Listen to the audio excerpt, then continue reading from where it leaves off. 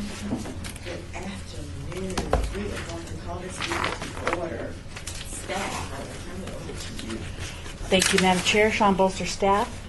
This meeting is in compliance with the open meeting law. Yes, Madam Clerk? Yes, it is. Awesome. Back to you, Madam Roll Chair. call. Thank you. Chair McCoy? Here. Vice Chair Asselin? Member McGrath? Excused. Member Aker? Here. Member Arduino? Excused. Member Miller?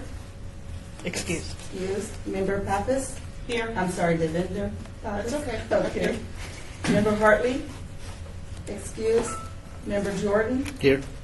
Member Powell? Present. Member DeSalvio? Excused. And Member Griswold? Excused. Thank you. Item number 3. Public comment during this portion of the agenda must be limited to matters on the agenda for action. If you wish to be heard, give your name for the record. The amount of discussion as well as the amount of time any single speaker is allowed may be limited. Item number 4. Reports on grants and scoring of the Community Development Block Grant Public Service Application for funding recommendations. That's me. Yeah. Sean Bolster, staff. Everyone that is here to present today, if it's your first time, we have a 10 minutes. We have 5 minutes of presentation. Tara will raise the red flag over here, and then we'll stop for a minute so that the board can ask questions. And if you have time left over, we'll come back to you and you can add to your presentation if you'd like to. Please state your name when you speak and speak loudly. You have to use your outside voice a little bit because you have to be picked up on the speaker there. Back to you, Madam Chair. Item number 5, report on Community Development Block Grant Public Service, CDBG applications submitted by Safe House, Salvation Army, Southern Nevada Public Television, and Vegas PBS, Spread the Word Nevada, St. Jude's Ranch for Children of Nevada Region, Nevada Health Centers, Inc., 3 Square, United States Veterans Initiative, Variety Early Learning Center, West Care Nevada, Inc., and Women's Development Center. First, we will have Safe House, please.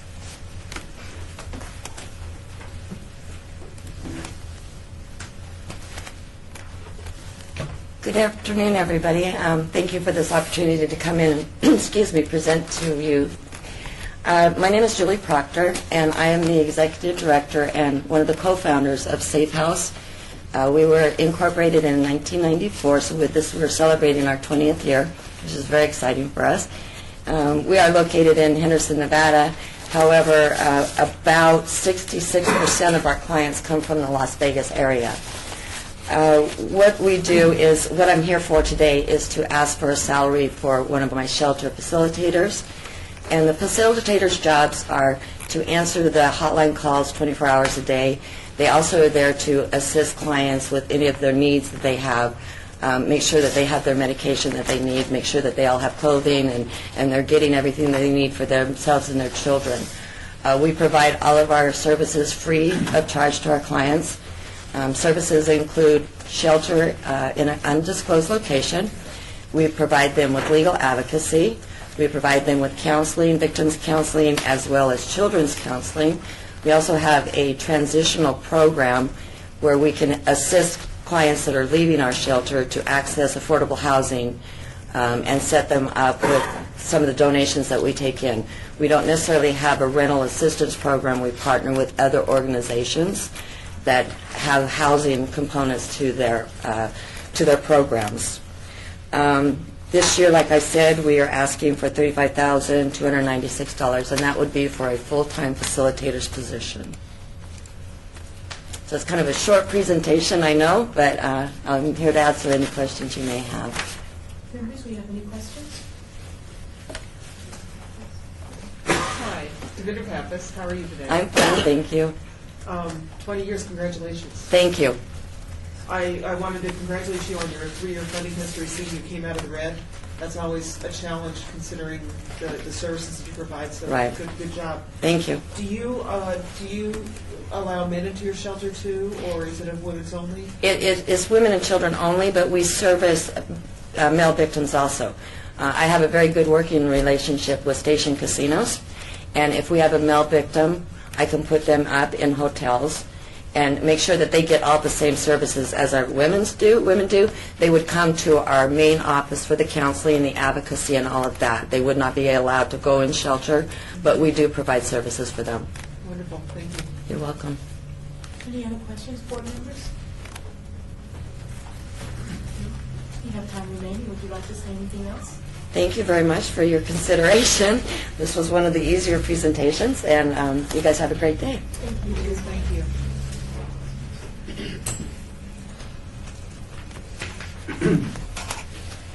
Next up, we will have Salvation Army.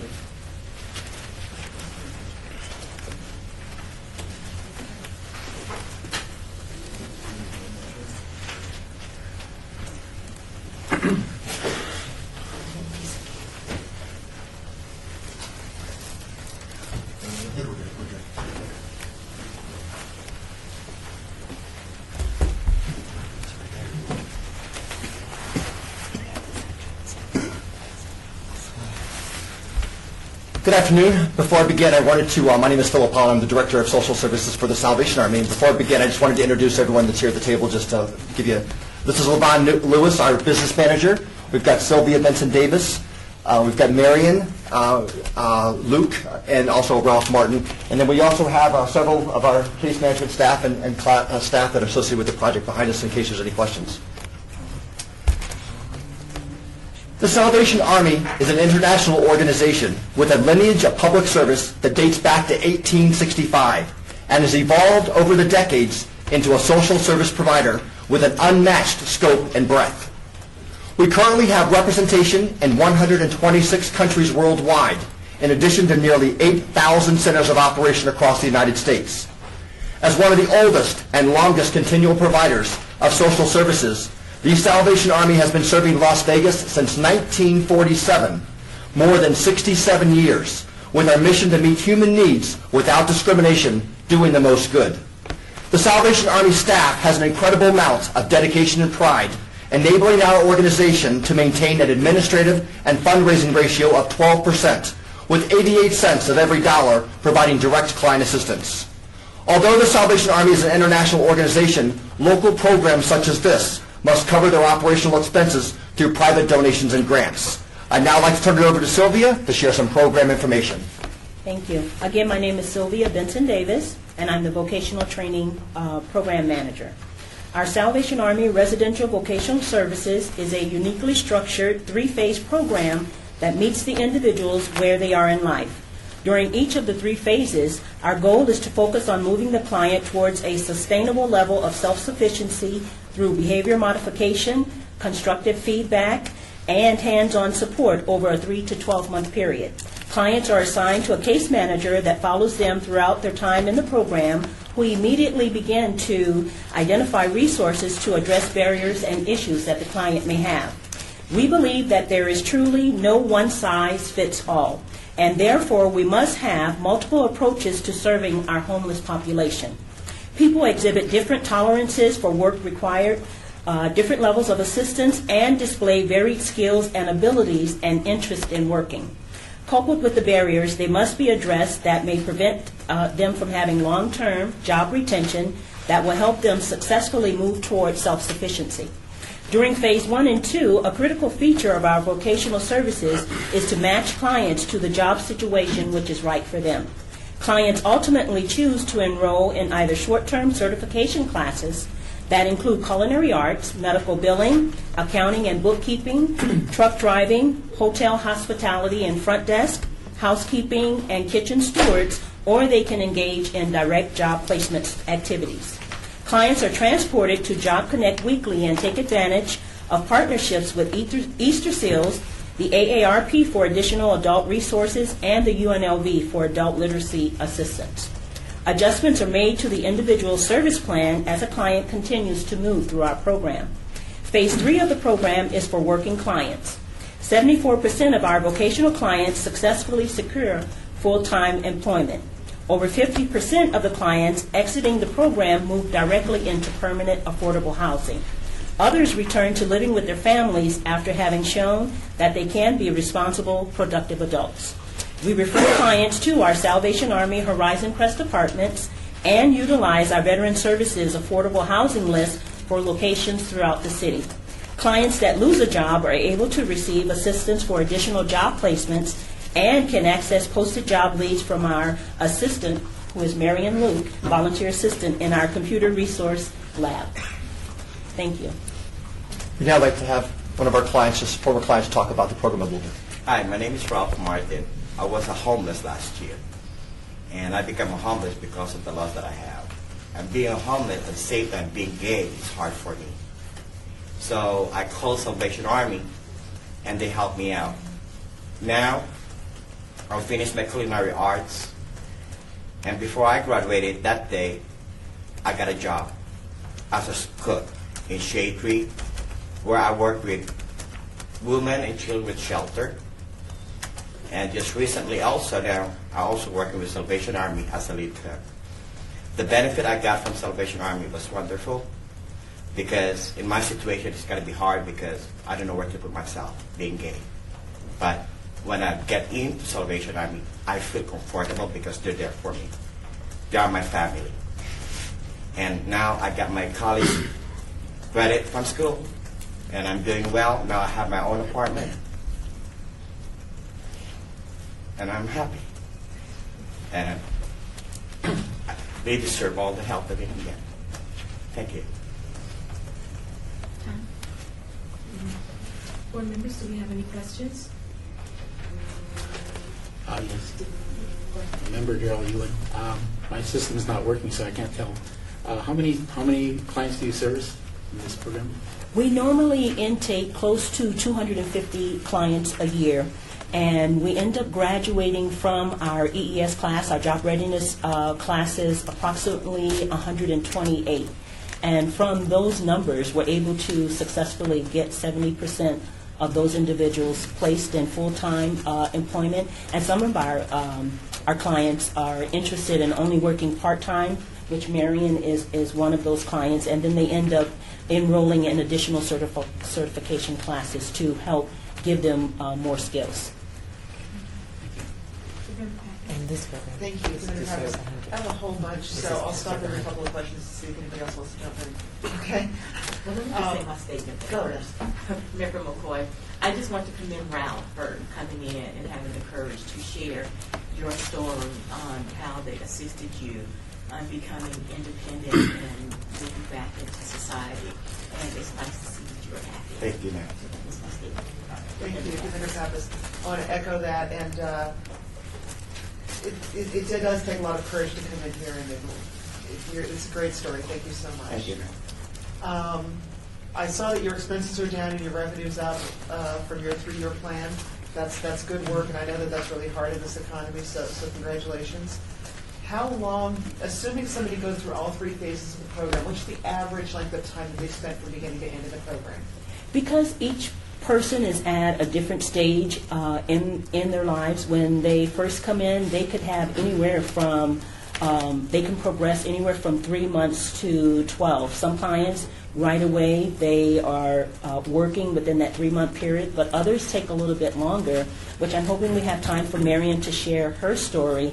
Some of our older populations are finding that it's a little bit harder to get placed in employment. They have the skills, but because Las Vegas is a transient town and they're looking for more young, more active workers, and while our older workers do secure employment, it takes them a little bit longer. So that time, the time that they have with us may be 12 months. And in some cases, Marion has been with us for 2 years. I'm going to ask 2 questions so we can get to Marion. What's your recidivism rate?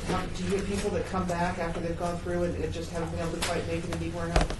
For most of the clients that either exit the program on their own or those that are discharged, they actually are referred to other programs, most often for alcohol and drug rehabilitation, so they're not quite job ready.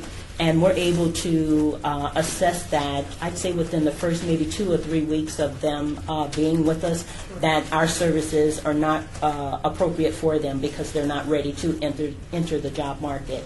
But once they do, they can actually participate in our adult rehabilitation services or West Care or some other similar type facility and then return to our program. Okay, and what about the 30% that don't go into, that you haven't been able to find employment for? What happens to them? Those individuals would normally be the ones that take a little bit longer, but then that's where those certification classes are available for them. And we have a really good relationship with the AARP and Easter Seals that also works with the population that may have disabilities or they have those additional challenges to finding employment. In addition to, I'm sure you're familiar with the organization FIT. So they work with individuals that are 40 of age and older. Most often, though, we do find that individuals that truly want to work find employment. And we do have that 30% that want the bed and not the services that go along with it. Thank you. Oh, yes. I became homeless in 2012. And like so many people at Salvation Army Vocation Program, they provide with support and shelter and resources and just care about people. They care what happens to people. And I feel very fortunate to be one of those people. There's no end to what they'll do for me and for other people who really want to get a job. And I feel really grateful that I am a part of the vocational program so I can pay it forward and help other people. Thank you very much for your presentation. Thank you all for your time. Gerald, do you want this computer? Yeah. I got it.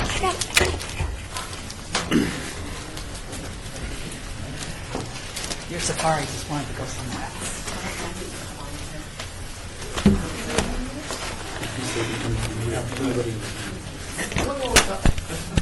Sorry, Sean. Already logged in.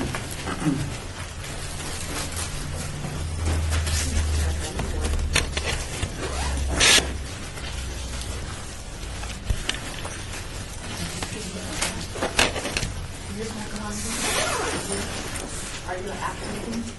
Are you an applicant?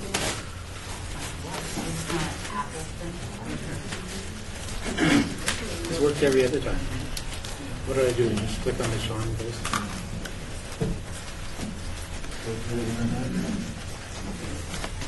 Okay, click on the little sticky right here.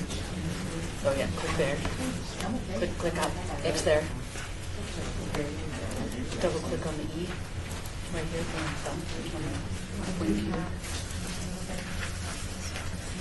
Yeah, be careful. Here's me. Send a messy note. You can also wipe out all my files, and then I'll have to do that next week. Click right here. And then start doing that. We're not going to let him start speaking yet. We're just going. Can we have a summary about public television and Vegas PBS, please?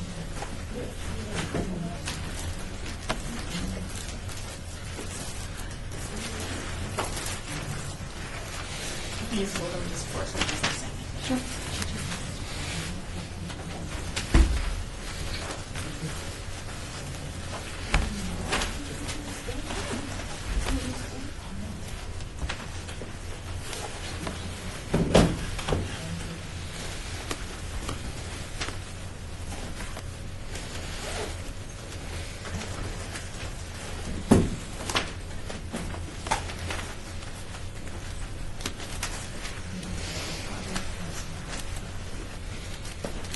Fall down and kill myself.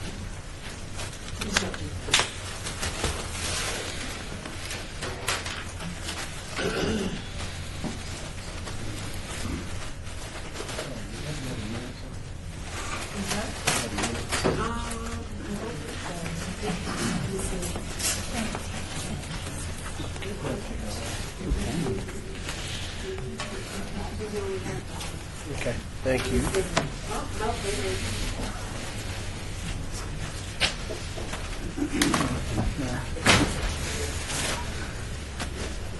I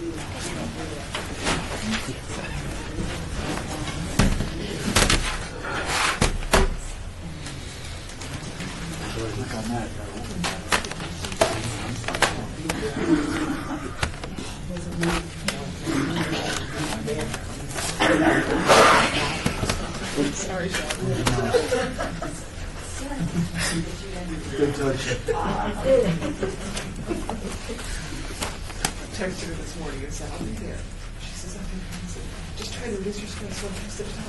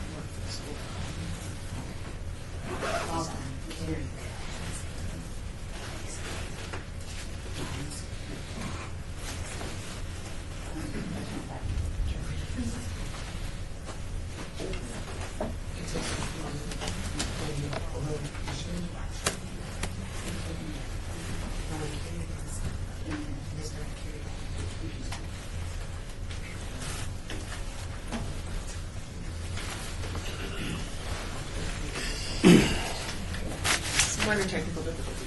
Yeah.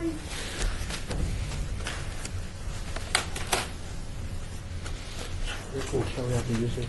ID for you already? I remember she gave me The same one. yes, same one on my Oh. computer.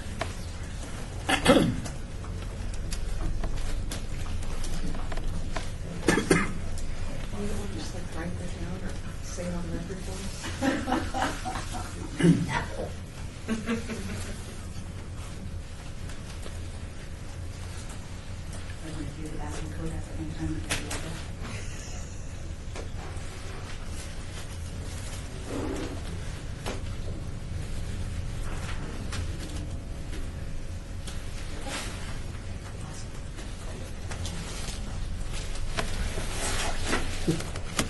You don't have to apologize.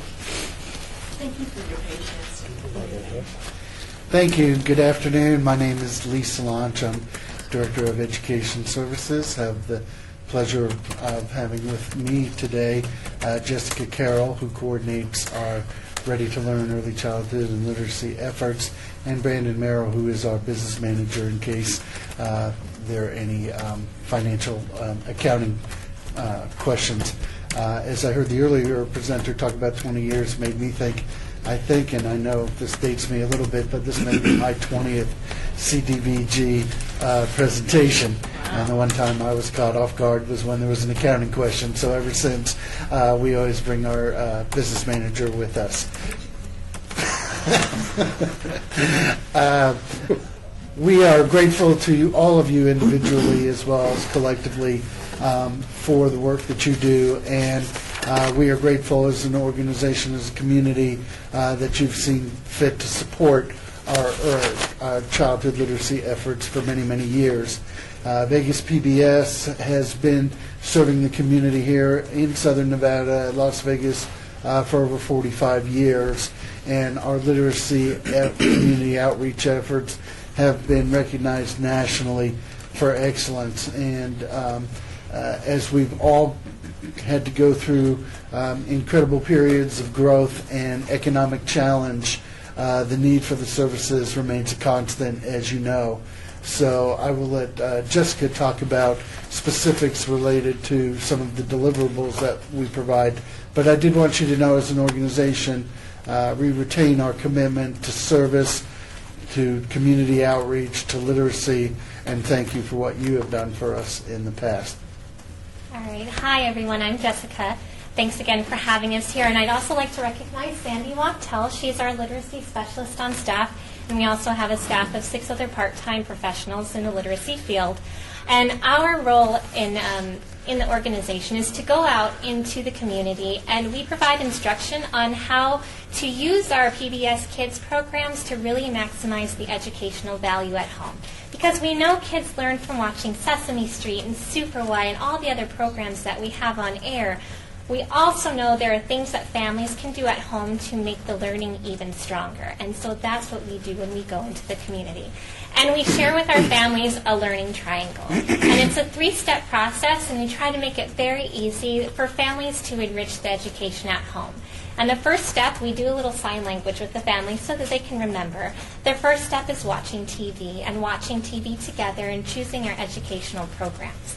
And so we even share that we can use television very much like a book. We can ask, what do you think is going to happen next? Talk about the vocabulary that's up on the screen, as well as reinforce what is being taught.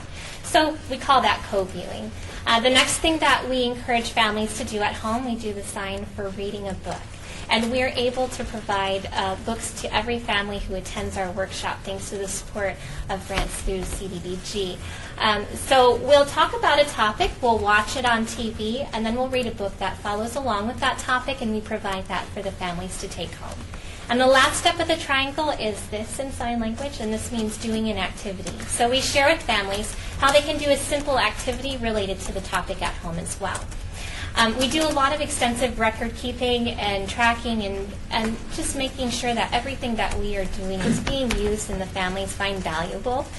We don't have a family with us, but they were wonderful and wrote down some things that they've acquired in our workshops, so I wanted to share that with you today. One of the topics that we do related to literacy is called environmental print. And it's using the signs around you every day as a source of reading. And we do a lot of different activities in there, talking about labeling your environment at home, reading signs that you see, and then Sesame Street or Super Y are very literacy-rich programs that you can use at home as well. So one of the moms wrote, Kaya and her brother, who is 6, made word puzzles, and we made name tags for everything in their rooms. We read both books we were given while waiting for the bus and looked at the signs that we passed in the morning on the way to daycare. They both really enjoyed it. I like this idea with helping her learn to read and helping him get better at reading. And another mom wrote, the environmental print workshop taught me how to read a book to my daughter without using words. It's actually a wordless picture book with signs, so that's what she means. But recognizing signs and letters instead. Reread the book again and again when we get home. Morgan loves acting like we are driving around the city. And that's what we share with families. Pretend you're driving around town when you're reading this wordless picture book with signs, and talk about the letters that you recognize or the letters that you see on TV to reinforce that. One last information I'd like to share with you. We also do health and dental education as well. And so we've done some pre and post in the field in some of our workshops. Okay, well, hopefully we can come back to that at the end. Board members, do we have any questions? You go first. Board Member Powell, I had a question for Ms. Wachtel. Is that okay? Sure. Absolutely. Would you care to join us, Ms. Wachtel?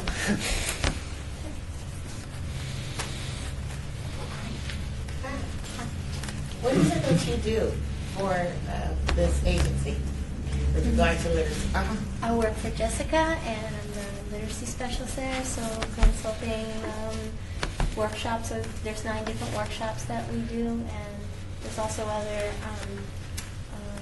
Tier 2 literacy interventions, those kinds of projects, and we also have keeping kids fit, fighting childhood obesity, or 5K run, a whole litany of things. How do you select your schools, or do they select you? Well, if I could, 2 things. One is related to Ms. Wachtel and Ms. Carroll. They're both certified literacy specialists.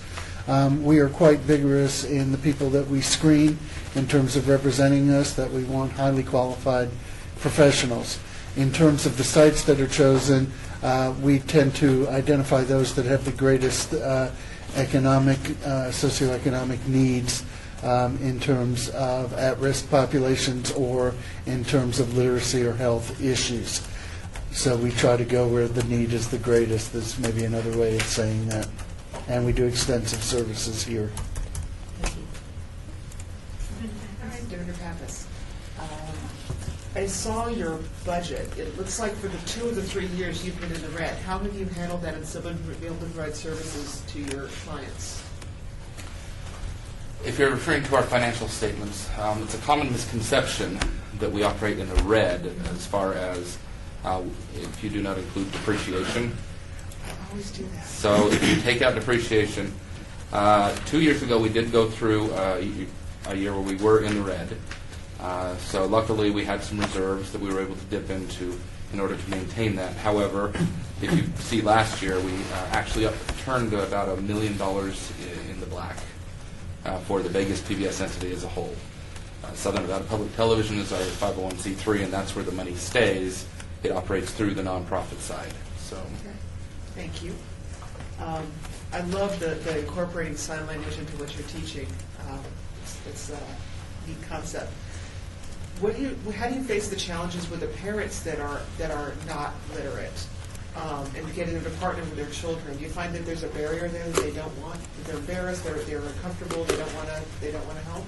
Well, I think that, no, actually, parents are really willing to help, and they want their children to have as much literacy as possible. So, for example, in the environmental print workshop, we share how wordless picture books can be very powerful.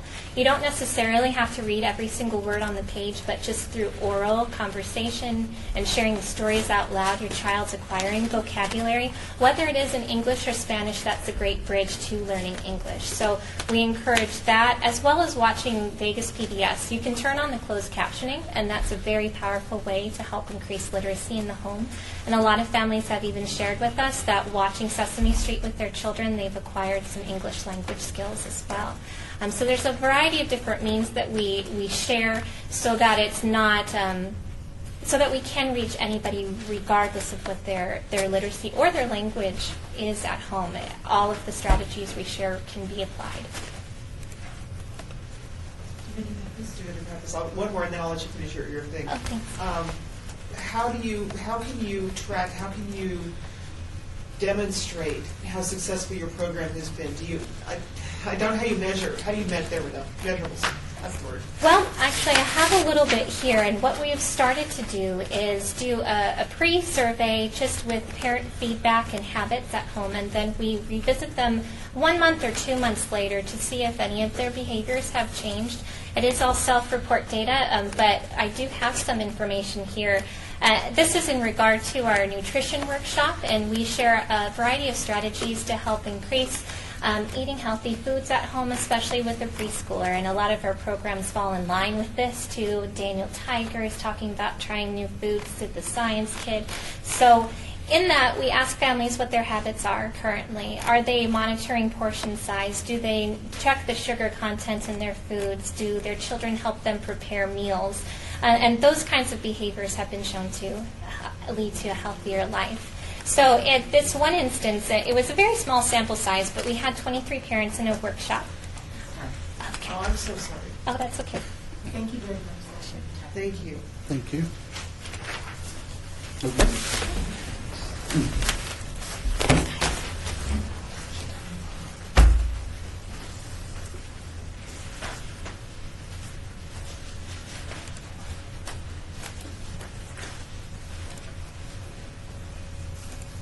Next up, we'll have Spread the Word Nevada.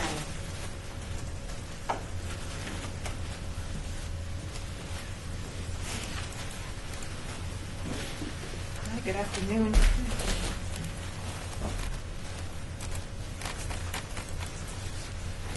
We're ready to go? All right. Thank you for having me here today. I'm Lisa Habekorst. I'm the Executive Director of Spread the Word Nevada. Always excited to come back and visit you guys. I feel like I'm seeing old friends. So appreciate your support for all the past years. And again, we've asked for support for the schools that we serve here in the city limits. We've grown to 10 schools now. We just took on Park Elementary in December, which was a great opening, and we're glad to be downtown, where everything's happening for the downtown, I think our kids are sometimes being left out, so it was exciting to make it exciting for them, and we brought in our books and have brought our programs to their school, and it's going very, very well. Right now, currently we serve just under 8,000 City of Las Vegas students and their families on a monthly basis through our Kids to Kids program. That's our flagship program where we give out books to children. When we adopt a school like Park, we come in, they get a bag, just like this one, and they get 5 books of their very own to start. And so I brought 5 here too because I'm going to bring that up in a minute with what we've done with your money the last year. But anyway, they get 5 books to start and kick it off. And then they also, when you're supporting us and helping us bring our programs, we do a family breakfast literacy event every month at the school where the kids have to bring mom or dad, brother or sister, somebody older in their family so we can get the whole family involved in literacy. We know the books are getting home, but are the families using them, reading together? And that's our program. So although you support just putting books, all our money always goes from you guys just to buy the books and buy the bags so that we can continue to serve more kids.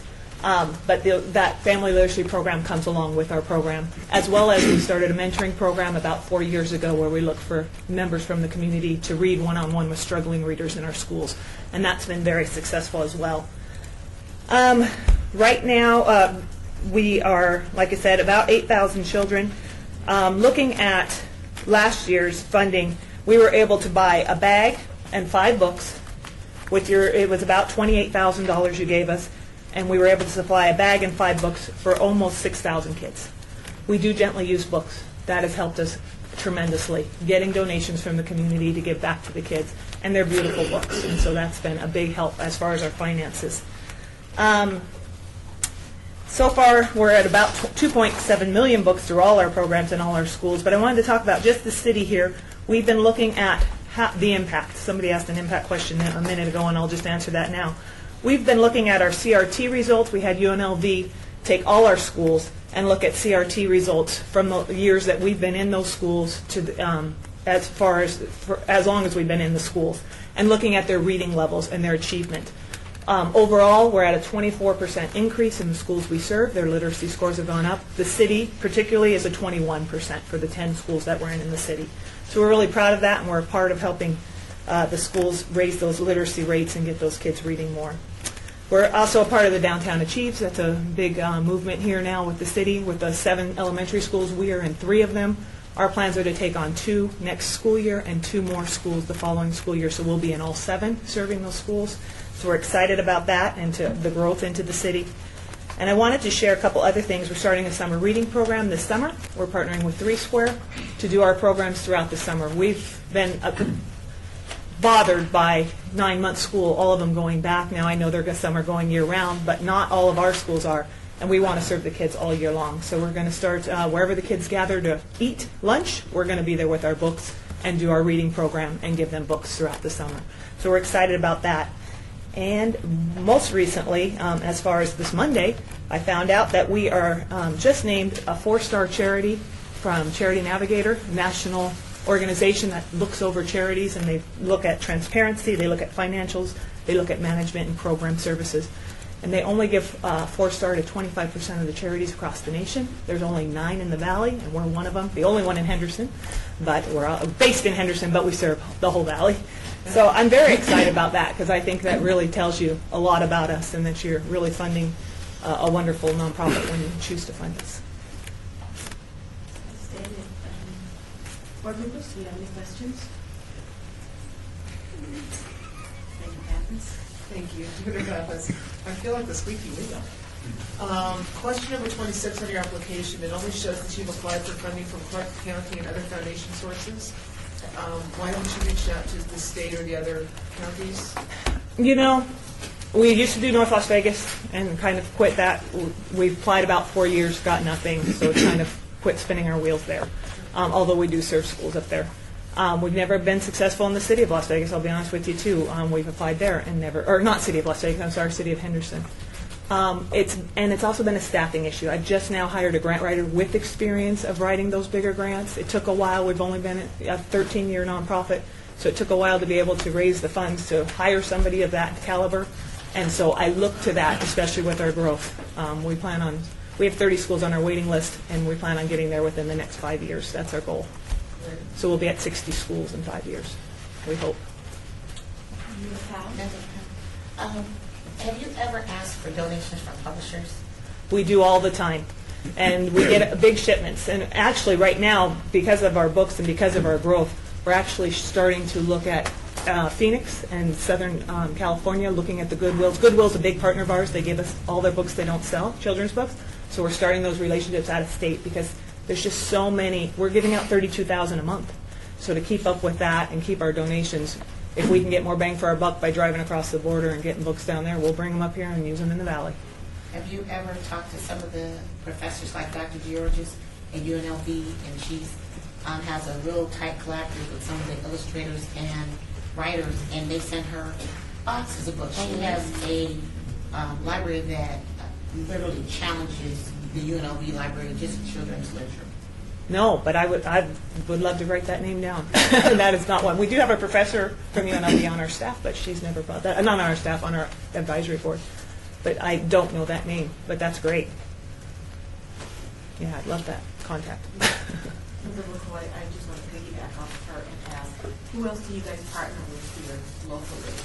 Well, with the summer reading program, it'll be 3 Square. Goodwill's a huge supporter. We do give books to St. Jude's Ranch and CASA and all the other nonprofits that need books. We used to say yes all the time. Now we're finding as we grow bigger, sometimes we don't have the sources, but if we do, we partner with anybody who needs books. Opportunity Village has just come on board, and they're giving us books, Salvation Army as well. So these are all new partnerships that have formed over the last year and a half. So we're just out beating the bushes for more books. I think my theory is that where we get our books are from higher income families, the gently used. And as they turn to Kindles and e-readers, they're not buying as many, so we're not getting as many donated. So we've just got to spread our sources out and get more sources coming in. Any more questions for you? What is the CRT? Oh, I'm sorry. It's criteria reference testing. It's testing that's done in the school district. Actually, this is the last year they're using that. They're switching over to Common Core and that whole national movement of testing.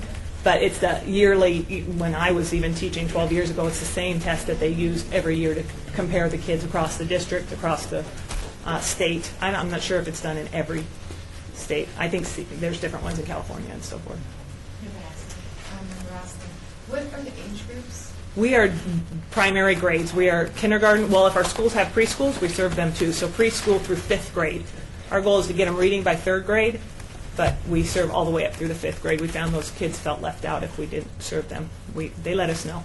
They wanted our books. To Dinner Brothers, just one last thing. Congratulations on getting that 21% to 24% increase in literacy. I've been reading for as long as I can remember, and I couldn't imagine a life without it. And what the doors you're opening for these children and what you're giving to them is amazing and immeasurable. Thank you. I appreciate that. Any more questions for the members? You brought up a good point about the Kindle. You have plans for the next 5 years, but what are you studies or what are your plans for beyond that? Because we are becoming a society that a lot of books are actually thrown away, and a lot of libraries are resorting to online and digital. So how are you going to continue this program? It's definitely a good question, and our board just approached that last year in our strategic plan. We do have a 3-year plan to pilot ourselves using e-readers for our 5th graders, hoping that we can give them an e-reader at the beginning of 5th grade, add a book on each month to the e-reader that they use, and then it would be theirs to take to 6th grade and load up their reading for 6th grade, and that would be like our graduation gift. Of course, that's going to be huge funding, but we're looking just at the real basic e-readers, nothing online. We don't want our kids going. We don't want to be responsible for the internet. But the basic e-readers are like $49 a piece now. I'm hoping they get down to about $20. As people get the more, the price will come down, and if we can pick them up and donate them, that's one of our goals, too, is to look at that in the next 3 years. It is a really good point. There is a library down in San Antonio, Texas, just out of curiosity, or just to let you know, it's the first one nationwide. It's a library in an at-risk neighborhood, and they only do e-readers. There are no books in this entire library. Wow. So I'm going to go visit it next month when I'm down there and see how they're working it so that we can learn and do that. Thank you very much. You bet. Thank you. Have a great day. Thank you as well. Oh, I had a handout. Look at that. Get rid of the stuff. Thank you.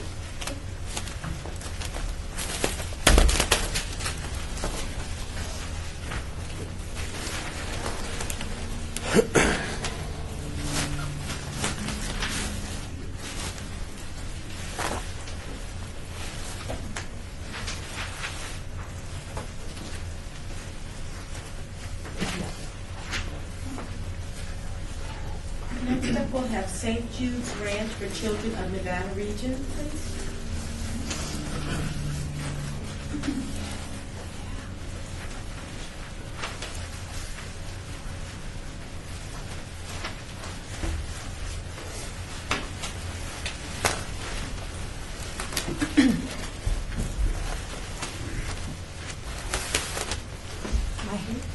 All right.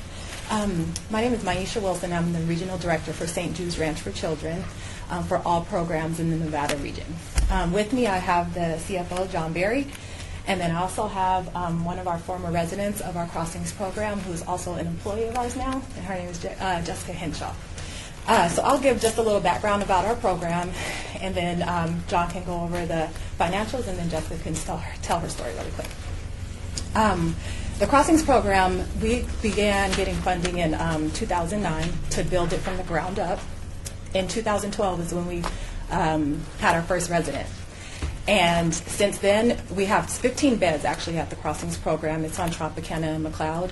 And it's a transitional housing program for people that are 18 years old to 24 years old. Transition age youth, adults.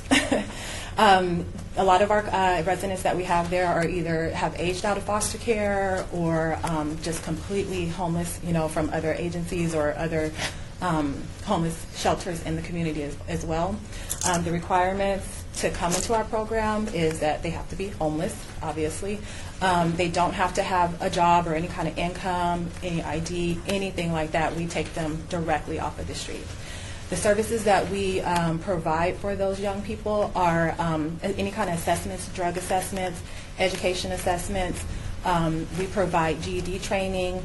We partner up with different agencies across the Clark County, such as Desert Psychological, to where they would come in and do an assessment for them to provide any kind of mental health counseling, any medication management.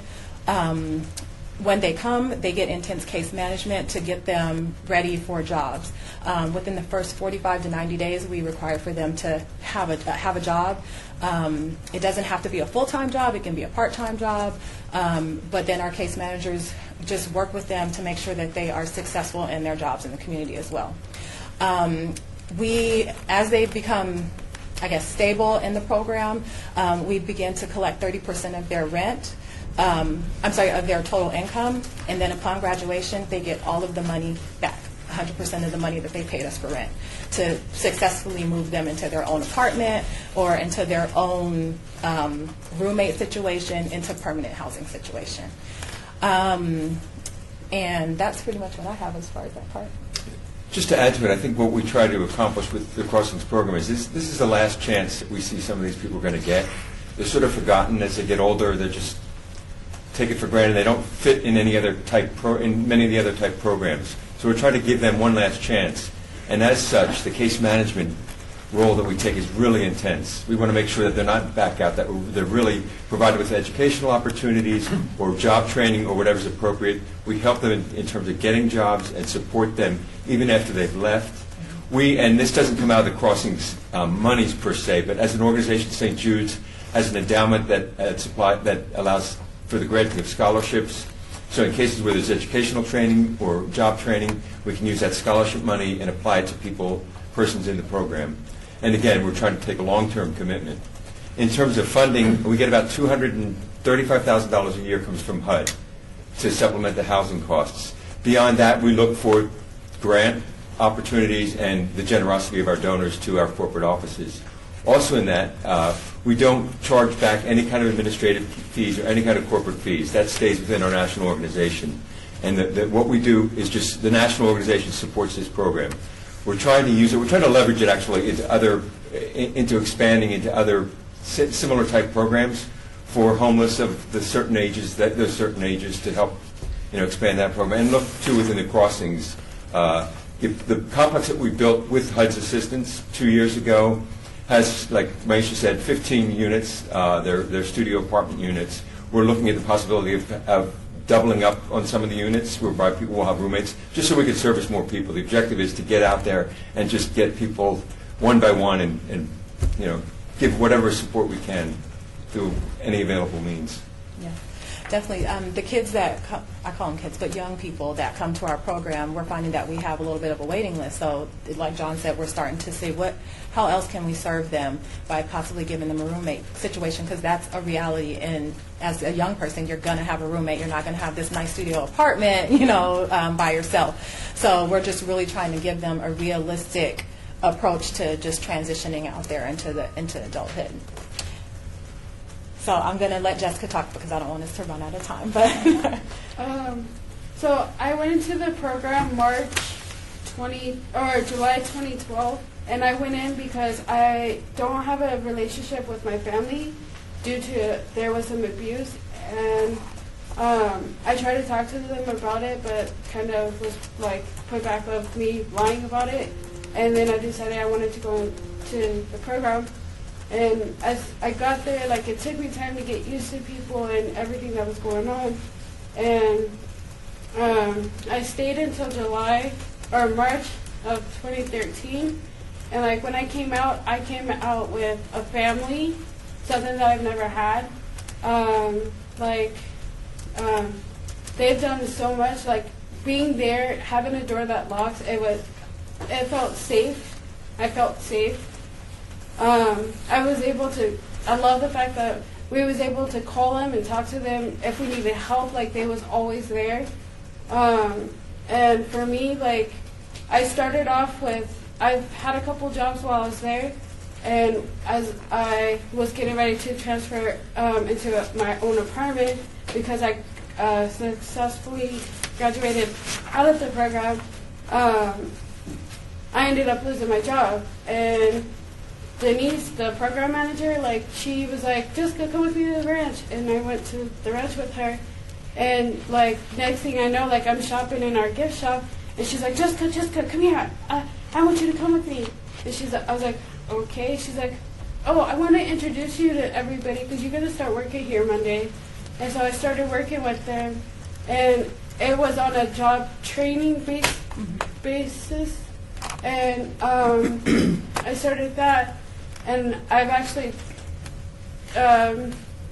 started that in March, and now I have been employed with them. So, for me, I love everything that they do because it's a lot of things that, we don't have, covers, food, stuff. They help us with everything. So, and then, it's a big support system. I don't know, I love it. Thank you. Do you guys have any additional questions for us at this point? Oh, no. You guys have maybe about Your 20 turn. minutes to ask questions. Oh, we have 3 minutes. I'm sorry. Okay. We don't need this. Vendor Premise, first of all, Jessica, thank you so much for coming. It takes so much courage to come into this room and sit in front of a scary group of people and tell your story, and we really appreciate it. Congratulations. You've got a very bright future ahead of you, and you're going to make it. You're going to be fine. So congratulations. Alderman Marless. Oh, I was just curious. In helping these young people, I know that transportation is typically a problem. Well, probably with a lot of people, but especially with younger folks. And so, how do you address that? Well, where the shelter is, it's right there on Tropicana and McLeod, so it's a huge bus line on Tropicana. We also get in-kind donations and a discount for bus passes, so we give them bus passes. And then also we have 2 vans that one was donated to us, so we can also, the case managers, if it's a dire appointment that they need to be with, the case managers will take them to those appointments because we want them to be successful, and we want to make sure that they get to those, especially job interviews and things like that, before we wean them off and say, okay, now you need to do it on your own at this point, because a lot of them don't know the bus routes, they don't know any of that. So that's where that intense case management comes in to really, take up where a parent should have been at 18 years old to say, these are the things you need to do to get here. These are the type, like she said, the types of clothes that you wear to an interview, those types of, yes. Community Campus, the average length of time that somebody spends in the program, how long is that? Well, our program is designed to have them stay up into 24 months.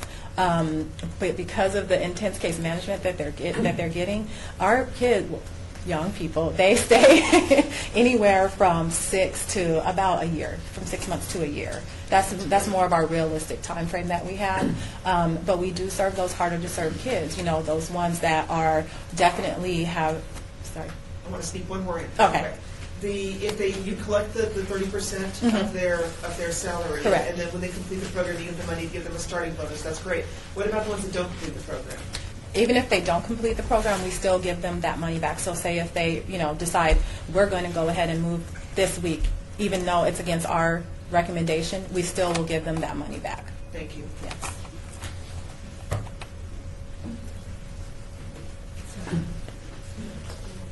Any more questions, board members? Sure. Member Jordan. So, okay, do they know going into this that if you make it, you'll get that incentive, but if you don't, you'll get that incentive? Yes. So what's the incentive?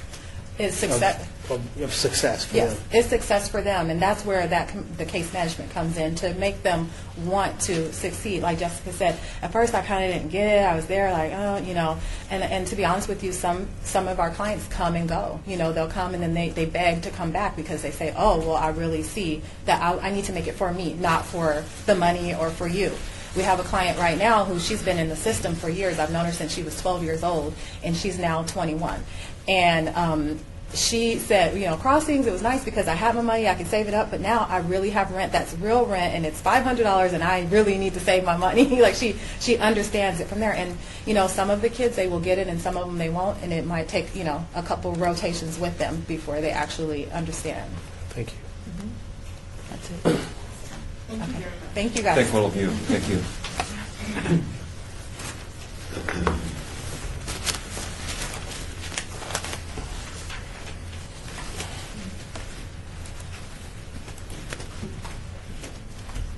Still good on time.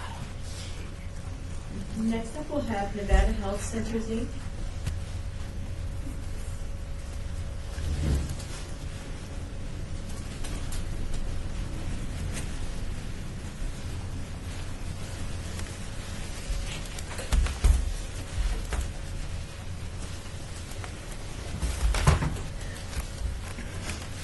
Good afternoon. We ready to go? My name is Shirley Hampton, and I am here representing Nevada Health Centers, and I would like to introduce our dental director, who is Dr. Tyree Davis, and Samantha Ford, who is our practice manager for our Healthcare for the Homeless program. And I'm just here to say a few words in general about Nevada Health Centers, and then I will turn the presentation over to them. But Nevada Health Centers is a federally qualified community health center program. We operate 16 health centers spread throughout the state of Nevada. 6 of those are here in Las Vegas. One of those includes a school-based health center. One includes a Healthcare for the Homeless health center. And the others are family practice, OBGYN, and pediatrics, and dental. And today, of course, we are here to talk about our Healthcare for the Homeless program and some of the services that we want to be able to offer to our homeless patients. And our overall mission is to provide health care to those that are uninsured, those that are geographically isolated, and or those that are underinsured. So that's just a little bit of background about our health center as a whole. And I'm going to now turn it over to Dr. Davis and to Samantha. And I'd also like to introduce our Chief Financial Officer, Elizabeth Duffrin, who is here to answer questions as needed. Hello, thanks for having us. We really appreciate the opportunity to present to you all today. Just a little bit of background about our current Healthcare for the Homeless program. We started this program in the year 2000. We started this program to provide medical care for individuals who are homeless via living on the streets, shelter, transitional housing, doubling up. We are the only healthcare for the homeless grantee in the city, so we have been doing this for quite some time. Our outreach clinic is located on the campus of the Salvation Army, just west of Main Street. And we have strong ties and collaborations with other organizations in the city, such as Catholic Charities, again, Salvation Army. We work with Help of Southern Nevada, UNLV School of Dentists, Operation Hope, several organizations in the community, also West Care, in the community to provide services for our patients. Providing medical care is what we do. We also provide counseling on chronic conditions, education programs. We have outreach services. We have a social worker on site, a licensed social worker. We do medication dispensing right on site for our patients, so they do not have to go elsewhere to get their medications filled. About 20% of our patients have suffered from moderate to severe oral health issues. This is something that is a huge need in the community. We have saw this for a number of years, and we have had very limited resources as to how we can provide this sort of care for individuals who are homeless and living in the streets.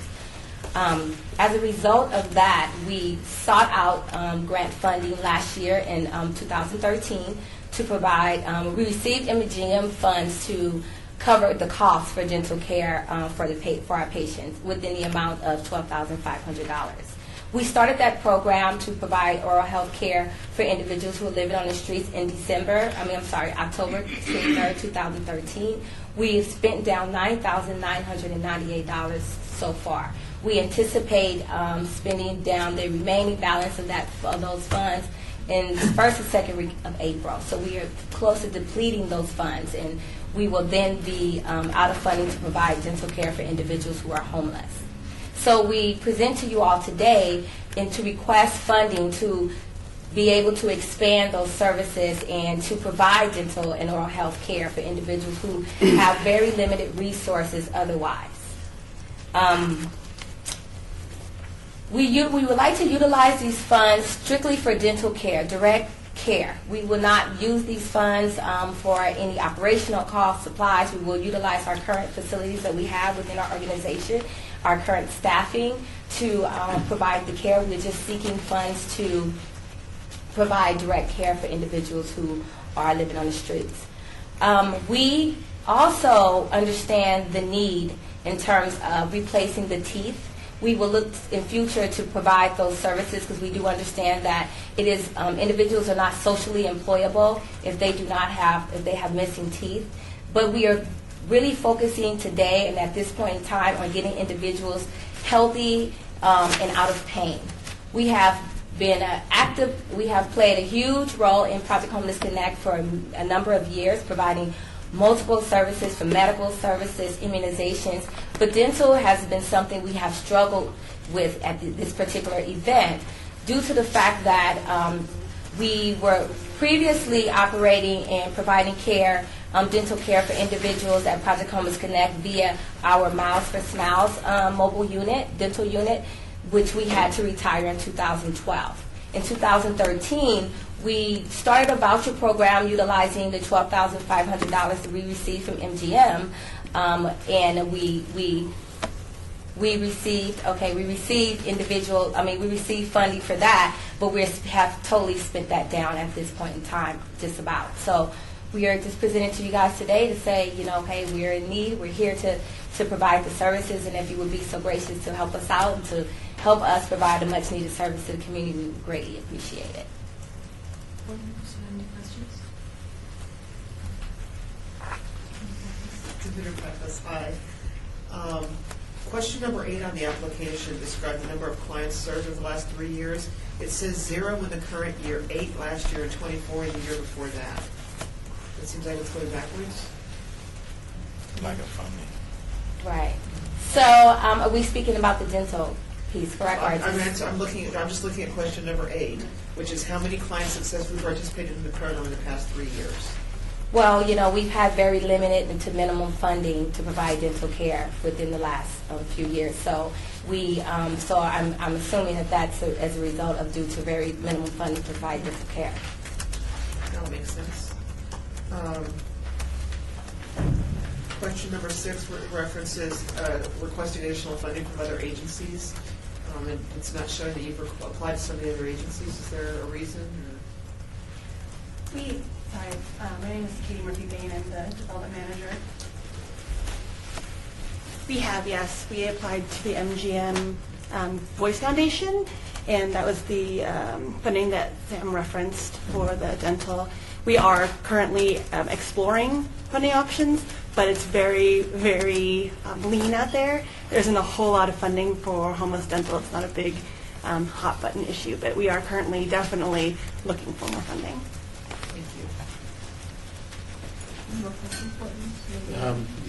Since you said zero is the number of clients you've been serving, how many clients do you intend to serve if you get a grant from us?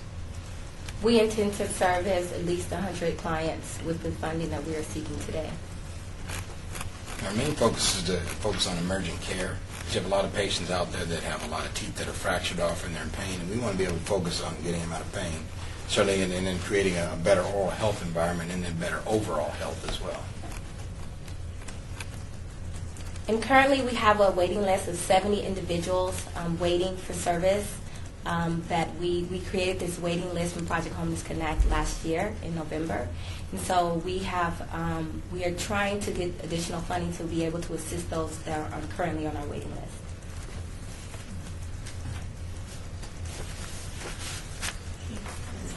Oh, that's her. Okay, sorry. Thank you very much.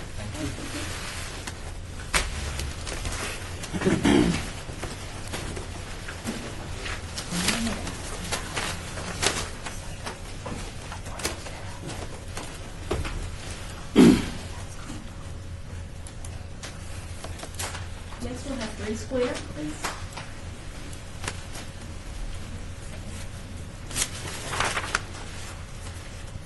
I have a break built in for you guys too, so if you need one. Did you say 3 Square? Yes. Let's see if Rose supposed to be here, but isn't here because up here told us 3:40. Want to take a little break? We'll take a break. We're a little ahead. We're a little ahead. Wow, how'd we get ahead? We were that good.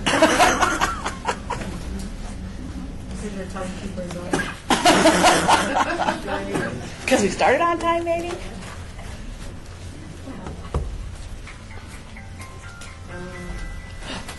phone just died. I know that noise.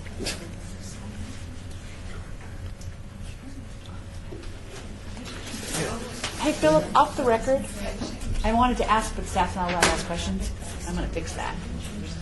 How are you guys getting the homeless clients signed up for the Affordable Care Act? Just sending them to people that are actually doing that in terms of sending them down to family services, down to family services building that we've got on Main Street. We've got people that are signing up there. We just get flyers and brochures that are actually asking people to providing the location to where they can go. Catholic Charities has got something they're doing on their campus in the Cheetah Community Assistance Center building. So we get flyers that come out from I wanted to ask them that, how they're... Yeah, Nevada Homeless Alliance has been sending stuff out, basically saying, hey, send people down to this location, they're doing sign-ups here. If they're able to use the draw at the clinic to get them in, and signed up for health care. They're in partnership now with Catholic Charities to put another facility for Nevada Health Care. Catholic Charities. Nice. There's a lot of unintended consequences to this law, but I think the law was made with the right idea in mind, but there's a lot. I was talking to somebody, to Bridget earlier today. Where did Brian... That's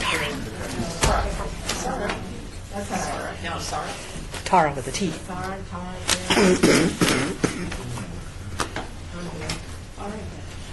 Is our person from 3 Square here yet? Yes. There you go. We'll call the meeting back to order. And next up, we'll have 3 Square, please.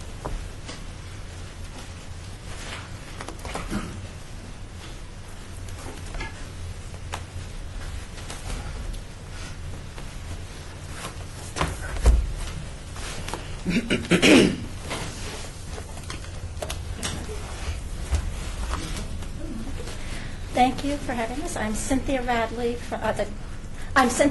the Government Grant Specialist from 3 Square. I'd like to introduce Andy Shurick, our CFO, and Kelly Bumgarner.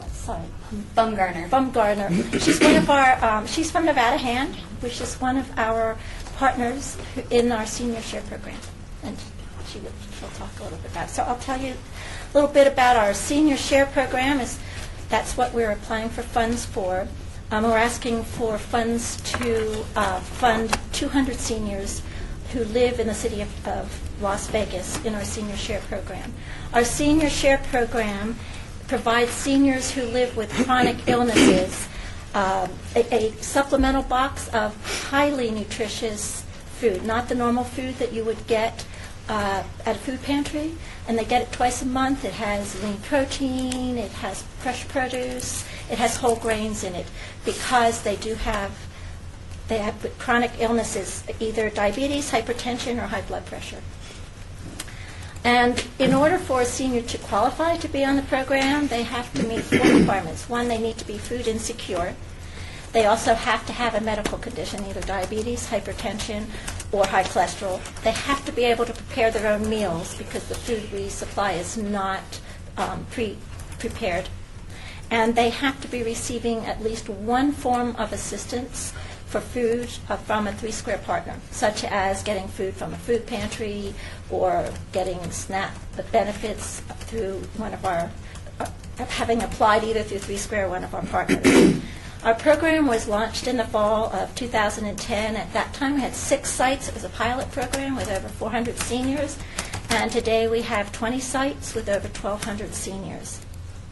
It's had a great impact, very positive impact. The seniors who have these health conditions get more nutritious food than they would get otherwise. And they're also often better able to purchase medications, because now they don't have to spend the money on more nutritious food. They can buy their medications with it. And because we're such a large organization, we can buy food in great bulk. And although the food is more costly than a normal food pantry food, the cost per senior is approximately $260 per senior, and which is much lower than if a smaller agency tried to purchase the food themselves. I'd like to turn it over to Kelly. Thank you very much. I'm Kelly Baumgartner. I am the Wellness Coordinator for Nevada Hand. We build and operate affordable housing for low-income seniors and families. We currently operate 14 senior facilities, 10 of which are in the city of Las Vegas, 5 of which currently have the Senior Share program.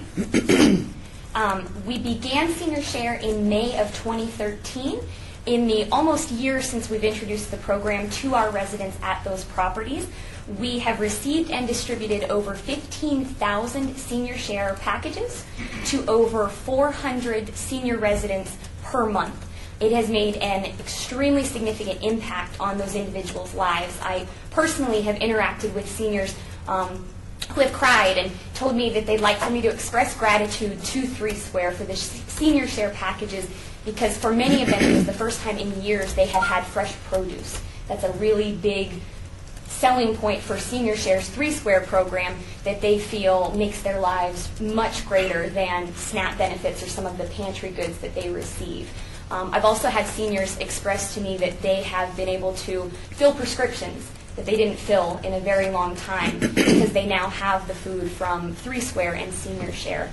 The only complaint in the almost year-long period that we have hosted 3 Square's Senior Share program is that it's not at all of our properties. Person A talks to person B who lives elsewhere, and if there were more funding and the program were larger and it could be offered everywhere, that would be fabulous. We really, really appreciate it, and it's done wonderful things for our residents. I don't know. I'm just here to answer Yes, questions if you need yes, anything. Okay, board members, do you have any questions? Daryl Euler, member. You said $260 per senior. Is that per month or per year? Per year. Per year. They get a box twice a month. Okay. And it includes, delivery costs and all of the costs involved in it, not just the food. Member McCoy, I was just curious as to how you determine food insecurities. Usually, food insecurity is determined by their total income. And there's a certain federal poverty level, and then SNAP benefits, income and assets. And so how much that, I don't remember the exact level, but there's a federal level that even for SNAP benefits, we offer, we help people get SNAP benefits. And so if their income and assets are below a certain area, there's a poverty level, and then it's 200% of that poverty level, in some cases sometimes 180%. But it shows that they don't have enough disposable income to buy enough food. Thank you. Member Pappas. I'm trying to figure out which question first. How many, the $260 a year for your 200 clients, how many meals does that represent a day? Each box, approximately, because it's higher protein, has a minimum of 6 meals. Each box, and they get it twice, so they get 24 boxes a year. So 24 times 6, so approximately maybe 150 meals. But because, again, it's not meant to be all of their food, it's to supplement what they can buy and what they can get at a food pantry or if they have food stamps. And it's to supplement it and give it a higher quality of protein and whole grains because of their health conditions. Thank you. It's really impressive that you can do so much with so little. It's amazing. And I want to thank you for coming in and talking to us. It's nice to hear the partnerships. We always focus very strongly on partnerships on this board. I do have a question from the budget.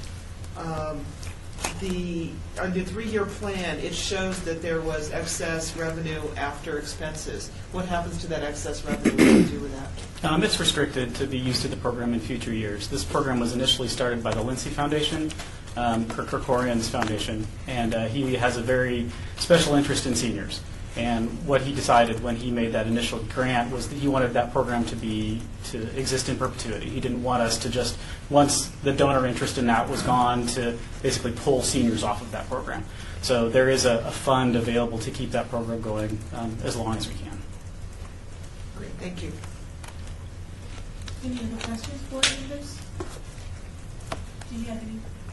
Sean Bolster, staff, would you explain to the board what the SNAP program is? Because a lot of people have mentioned it, but I don't know that they've gotten an explanation as to what it is. The SNAP program is supplemental nutrition assistance program. It's what used to be called food stamps, and it's the federal food stamp program which runs through the state of Nevada. And we have a contract with the state. It's to help do an outreach to try to reach people that would be eligible, to help them with applications. And most of our SNAP outreach team, we have about 10 people at the moment, go out to facilities, including even welfare departments, VA, some senior apartments. They'll go out.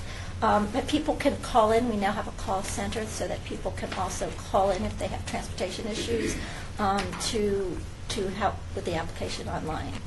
And we have no control over whether they're accepted or not, but we help them get all the documentation that they need. Any questions? Is there anything else you'd like to add? I don't think so. Thank you very much. Thank you. Thank you.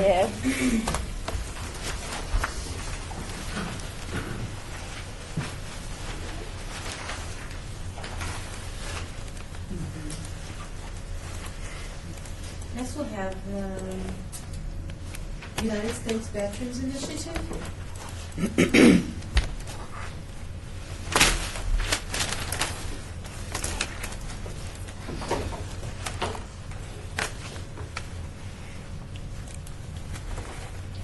Good afternoon. Thank you for having us here. I'm Shalimar Cabrera. I'm the Executive Director of U.S. Vets. I'm Amy Lever. I'm the Operations Manager at U.S. Vets. And we come before you today to request support to assist our program for homeless and at-risk veterans and their families. We provide residential assistance in 2 residential facilities here in Las Vegas, as well as a rapid rehousing and homeless prevention program for families to ensure that they aren't losing their homes or to place them into housing if they have, as well as an employment program to help our veterans get back on their feet. And the purpose of this grant would be to support our outreach services. So we're very proud of our outreach team who actually goes into the places where homeless veterans and their families can be found.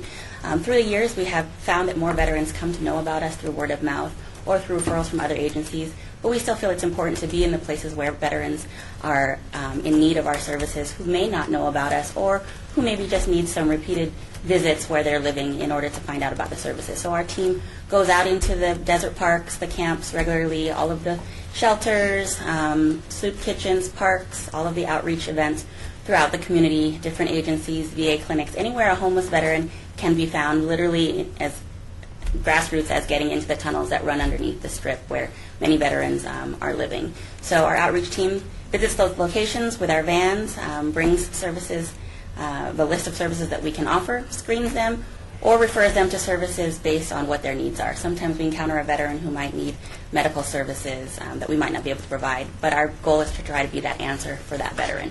But the majority of the veterans that we're assisting are, of course, in need of housing, and so we are able to offer our housing services. Once the veterans come into our program, and about 80% of the veterans we see in the field accept referrals to wherever we are referring them. Once they come in to our transitional housing program, we do see a success rate of 88% of veterans maintaining their residential stability, and 65% of them transition out to permanent housing. So we are proud of those successes, and we do feel it is that rapport building that starts in the initial outreach encounter that helps to make the veteran aware of the services they're going to receive, and then, of course, to continue on with that relationship while they're in the program. We also, in addition to outreach staff, which this grant would fund, we also bring veteran clients who have either graduated our program or are now doing well in our programs to go out there with us to, first of all, they are the ones who know where homeless veterans are living, and second of all, sometimes it's more powerful for a veteran themselves to say, I'm going through this program too, this is how it's helped me, and we'd like to be able to help you too, and they can help the veterans that are coming up behind them. I can keep going, but I don't want to run over on my time. And so, 2 minutes left? Okay. And so I just wanted to, of all of the positions we have, and we have a full staff of 41 employees, this is probably the most direct service in the trenches position that we have, of course, because this is the team who has to be the experts of where you can find the veterans, how to be safe, and how to transport those veterans, and really how to make those connections. Sometimes it's after the third or fourth visit that our team encounters them, that they're finally able to agree to come into services. As you know, with this population, it's a lot of trust building. We have lots of stories about veterans who had given up on life and, after several encounters with our team and getting to know them, finally decided to come in, and now are success stories in our program. Thank you. Board members, do we have any questions? I would like to just make a comment. Board Member McCoy, I applaud you on your program and your initiative to go out there to go back to the veterans after they worked so hard to fight for our country, to find themselves in that situation, to at least know that you do care and that you guys take the time to go and try to bring them back and offer them those support services. So Thank you. I would like to applaud you and commend you for that. Thank you. We really appreciate that. The last homeless count showed that 866 veterans are homeless in our community, and we obviously think that's unacceptable for a man or woman who wore the uniform to be without a home in our streets. So we think it's important for us to do that too. Thank you for that. Member Darrell Ewan, how do you specifically move these veterans from homeless status or living in your homes to be on their own? What do you get, jobs or? We do, yes. Thank you for the question. I was hoping you'd ask that because that's a lot of minutes if I would have had to use it in my 3 to 5. But we're literally moving them from the streets, in our transportation, bringing them into one of our programs, and we run several different programs. Transitional housing, we have 118 beds that are specifically a back-to-work program. So those veterans are getting going through life skills classes and support groups, as well as getting services that are provided to us through the Department of Labor. We're able to provide them with uniforms, tools, work cards, whatever it is they need to be able to secure employment. Once they have a job, we're working with them on maintaining the job. So we have different employers or companies or trainers come in and talk about workplace communication, employment retention, because it's not just about getting the job, it's about maintaining the job and keeping it. And so we work with them on employment retention while at the same time working with them on their budget and finance, making sure that they are contributing their way. Once they have income, they pay a small percentage of program fees that go back to the supplies and the services that they utilize in our program. But it's more of a clinical intervention tool. We encourage them to pay that $200 maximum on the first of the month because that's what you'll be doing when you're in the next phase of your own permanent housing. And, some of our veterans have been chronically homeless and haven't paid rent in many years. So we're trying to instill that skill in them again. We are monitoring their savings. Once they have shown that they can successfully do that, maintain their employment, pay program fees on time, stay stable in the program, and save, then we refer them out to permanent housing. And it may or may not be in one of the permanent housing apartments that we have in our facility, but it could also be out in the general community as well. And then it's not only about getting the housing, but it's about maintaining it. So we also keep in touch with our veterans after they graduate our program. We invite them to participate in the alumni group so that we're still seeing them. We also offer incentives at certain milestones after veterans have maintained their employment for 90, 180, 270 days, for example. They can come back and they get incentives that will help them out in their own apartments. So appliances, household goods, different types of electronics that are a fun incentive for them to keep them connected, but also to applaud them in being able to reach those milestones. So we also have aftercare services that we provide to make sure that they are able to transition to permanent housing and independence successfully. So these funds that you're requesting, is it primarily for finding the veterans and bringing them in? Primarily. So what has happened is because we're trying to be there to meet that need, and we have so many more beds than we have had ever, because we're now providing more permanent housing options, then we are finding that our team is getting very stretched very thin to be able to reach out to all the different places in Las Vegas where homeless veterans can be found. So the need that has presented itself is to really have that direct service outreach component to be able to get out there. Any other questions? Diviner Pappas, thank you. Question number 26 on your application. You don't show that you're applying for funding from any other agencies. What are you doing to find? And also, question 17 talks about foundation endowments, etc. What are you doing to try to find other money in the community? Oh, absolutely. So right now, the majority of the outreach funding comes from our VA GPD program, as well as a portion of the funds from our match sources, so our program rents, things like that, fund our outreach right now.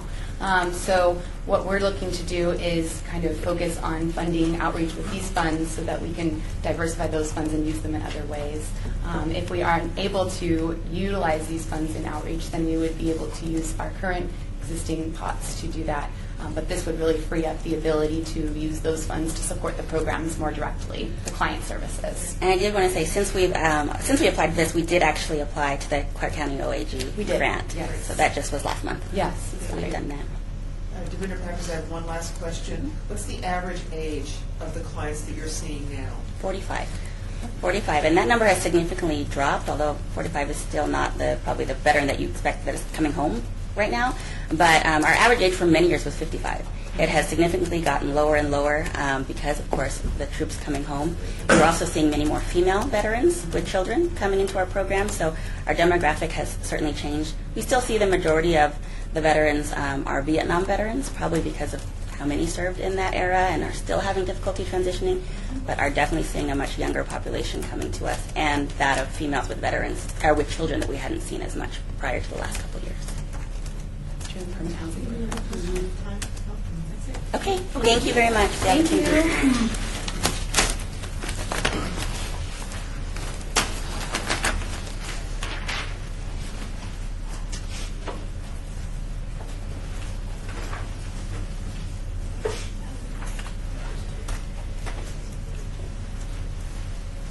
Next up, we'll have Variety Early Learning Center.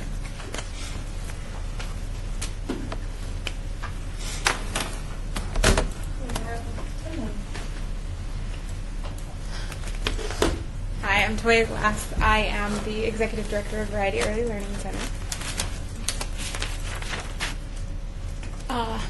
Variety Early Learning Center, we are a preschool and child care center. We provide quality preschool services for children who are in the greatest need.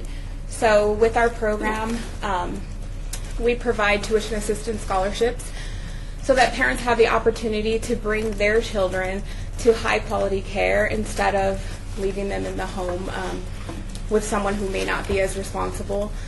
There's such a huge push right now for early child care, and the children that we serve tend to be the at-risk children, the children that statistically will have lower test scores, who may not graduate high school, who are more likely to not have, to live actually below the poverty level line, and also to commit crimes.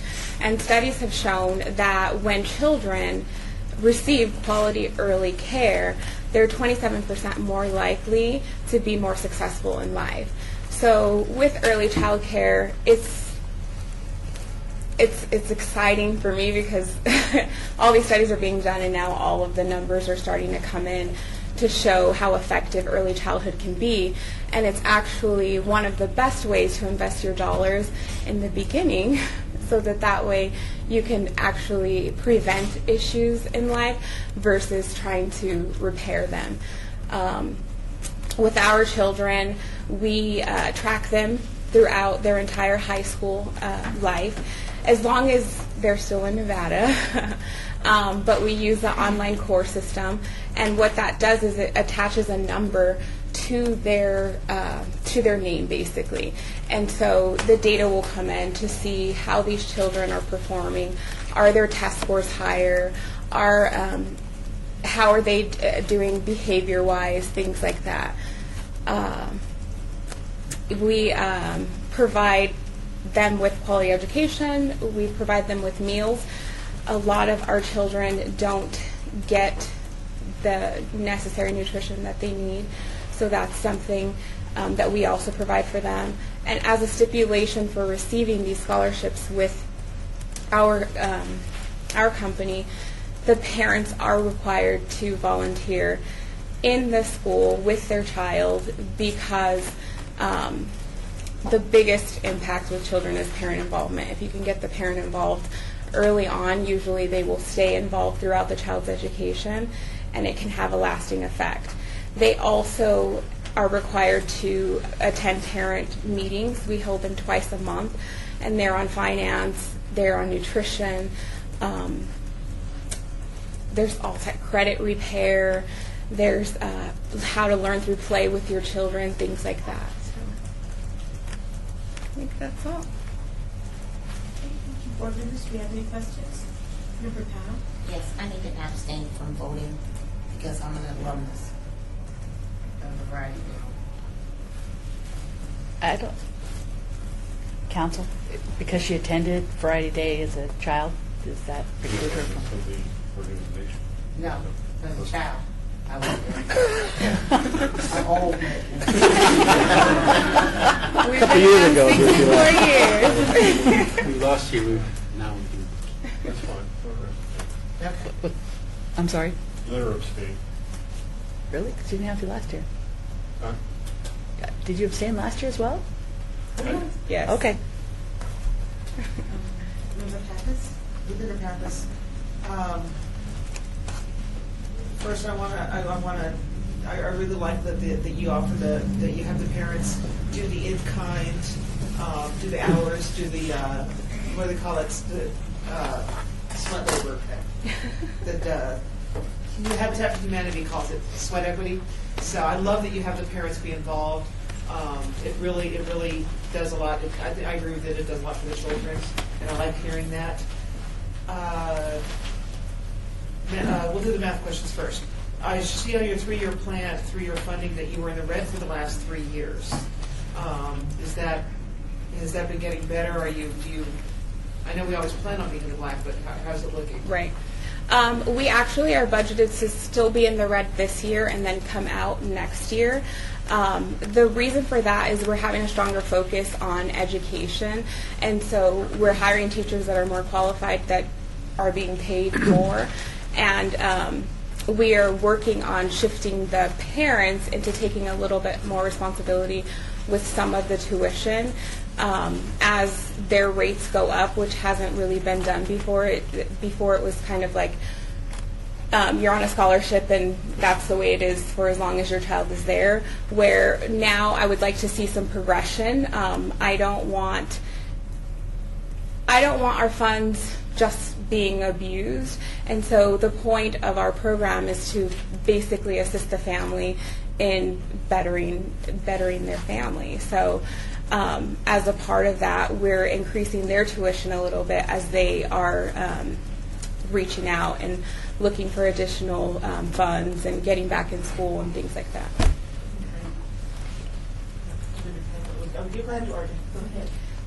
So I noticed, and I don't know what question this is, it talks about how many clients you'll provide service to. But on your performance measures, this is for 12 families, right? Yes. $2,500 per family. That's for the year for them to go to that school. Yes. And usually when we write the grant, we basically we estimate on how many children we can serve. Like already this year, we've served 15 children on the grant. So it just depends on if their situation changes, if their income increases. They may go into a different school or something like that, and so we're able to serve more families. Also, their scholarship is based on their income. So someone may have a really low income and their scholarship is $65. Someone's income may be a little bit higher, so their scholarship is $25. So if we have more $25 scholarships, then we can serve more children. How many years have you been doing this? How old are the oldest people? We've been open for 64 years, 64 so. It wasn't a direct question. Councilman Barlow also attended our school. And so these students we have a pretty low graduation rate. So how Yes. are your students in comparison to the average in Nevada? There hasn't been a lot of ways to track that in the past. Our students have been tracked now. They're actually in the 3rd grade. So we just got test results back recently, and our kids are doing very well. So adult-wise, we've been kind of looking at, well, what are you doing today in the past? And now that we have this tracking system, we'll actually be able to have some really strong, hard numbers on what the outcome is. Thank you. How do you?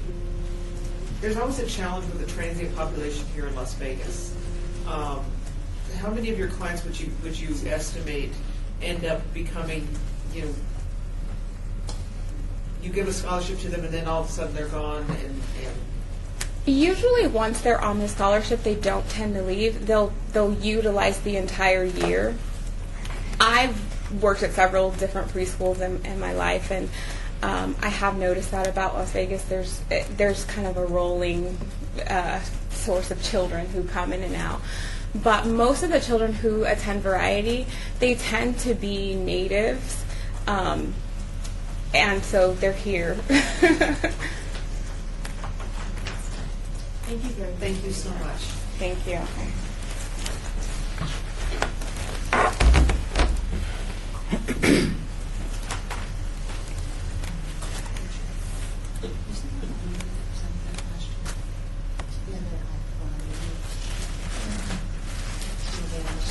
Just check and see.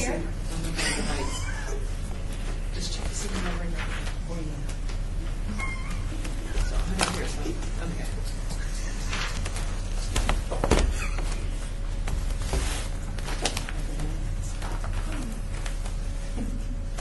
Oh, okay. For the record, my name is Bradford Glover. I'm a director for the Community Involvement Center here at WestCare. And I'll be presenting on behalf of WestCare on the Community Development Block Grant for Public Service Application.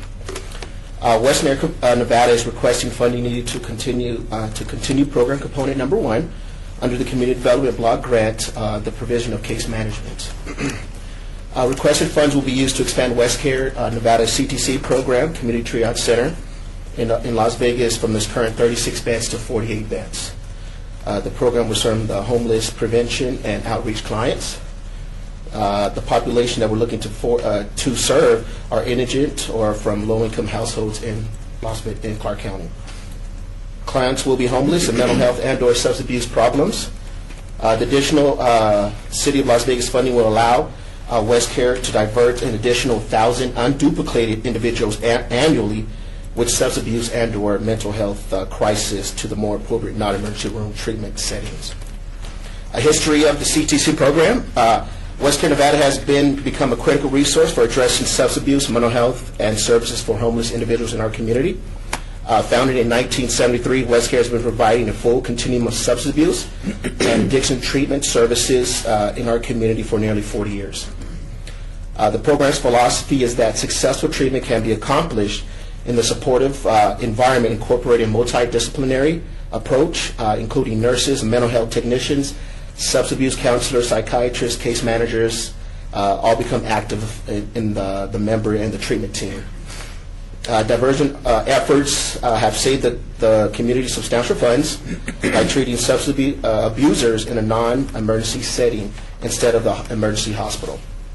Admission into the CTC is 24 hours a day, 7 days a week, 365 days. The number of clients that we served in fiscal year 2012 and 2013 were about 3,768, and the average length of stay for that fiscal year was about 3.31 days. Programming under this funding, we're looking to we have two goals. Goal number one is to provide safe medical supervised detoxification services to about 1,000 City of Las Vegas residents, diverting them from the emergency rooms. Our goal number two is to provide treatment, readiness education, motivational counseling, assessment, and individualized discharge planning to 1,000 from the City of Las Vegas. Funding will allow us to obtain one case manager, full-time FTE, and that one counselor, or that one case manager will serve about 1,000 individuals throughout the year, and will always dedicate 12 beds under this funding source at our CTC. They receive initial screening. They'll be examined from a registered nurse and provide medical assistance by an APN and/or medical doctor if need be. If need be, we'll provide psychiatric screening, and prescription may be administered to facilitate a safe withdrawal from substances. The budget. How am I doing on time? A minute left. Budget. Okay. West Care, Nevada, we're requesting $55,737 at an average per cost of $55.74 a day. The funding will be used for additional case manager at one FTE. West Care is making a request to augment operations of this program. We're not supplanting or replacing lost or reduced funding supports. This funding request will allow West Care to continue leverage funding to provide the services much needed for 1,000 additional throughout the year and annually 12 beds at any one given time. Oh, okay. Our in-kind contributions, we're designating 20% of the requested City of Las Vegas program budget as in-kind contribution using other grant dollars for rent at our CTC. Basically, that yearly amount is about $13,935 or $1,161.25 per month.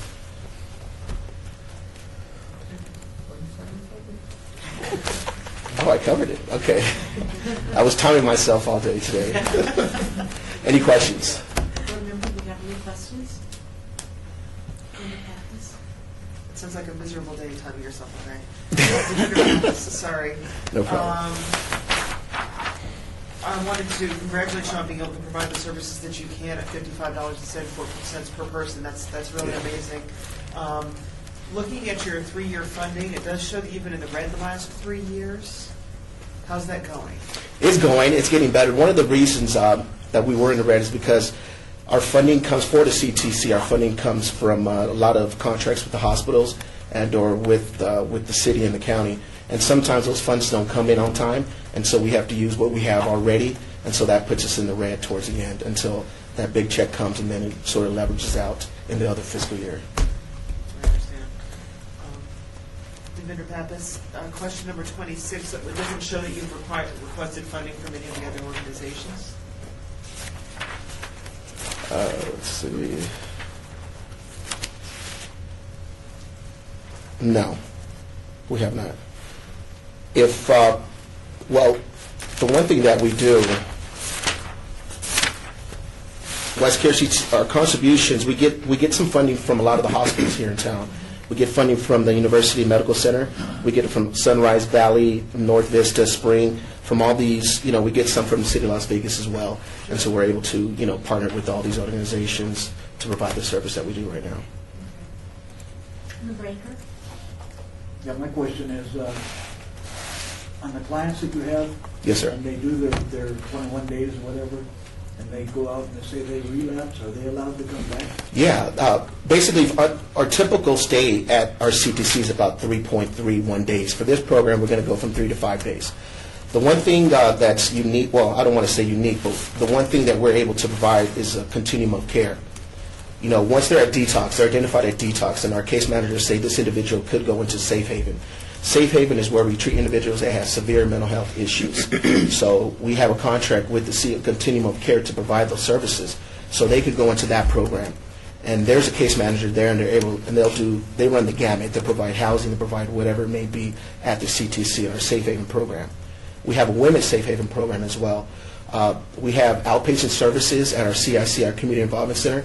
We have intensive outpatient. We have outpatient services. We have them for gender specific. We have them for adolescents and adults, but for this program, it'll just be for adults. Also, let's say they continue to come in and they continue to relapse and relapse and relapse, and we put them in our outpatient services, and that doesn't work. Let's put them in residential, intensive outpatient, residential treatment, inpatient services. And we have location at our Women and Children's campus. We have a Serenity program there, and that's just specifically for women. We have a Healthy Families program as well, and that's for anybody with children. And then we have our Harris Spring Ranch inpatient services, where it's for men. So that's the one thing. If we identify them, we help them, and they keep on coming back, well, let's get them a referral to CIC. Let's get them assessed. Let's get them into one of our other outpatient services. If that doesn't work, let's get them to inpatient services. Does anybody else have any questions? How has the new healthcare law affected what you're doing? It's good. Well, good question. For what we're doing right now until June 30th, because we're funded through the state. Obviously, we get a lot of SAPTA dollars to provide the services that we currently do. Once come June 30th, we're right now changing everything right now. Like in my department, the Community Involvement Center, we're the gatekeepers for WestCare in the Southern Nevada. So anybody who wants treatment aside from our CTC, they have to come through our department. So what we're doing now during admission, we're screening them. We're seeing if they have. We're asking them, are you insured? If not, this is the website you go to get insurance. And so it's going to change a lot because we're not going to get paid for residential treatment no more. You know, it's going to just be outpatient services. So one of the things that we're doing right now is increasing our outpatient team to do so.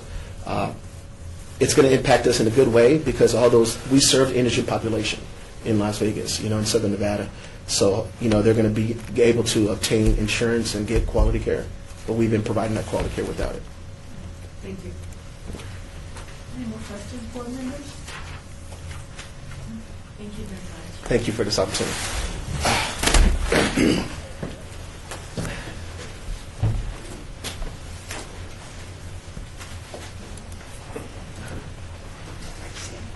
Next up, we have Women's Development Center.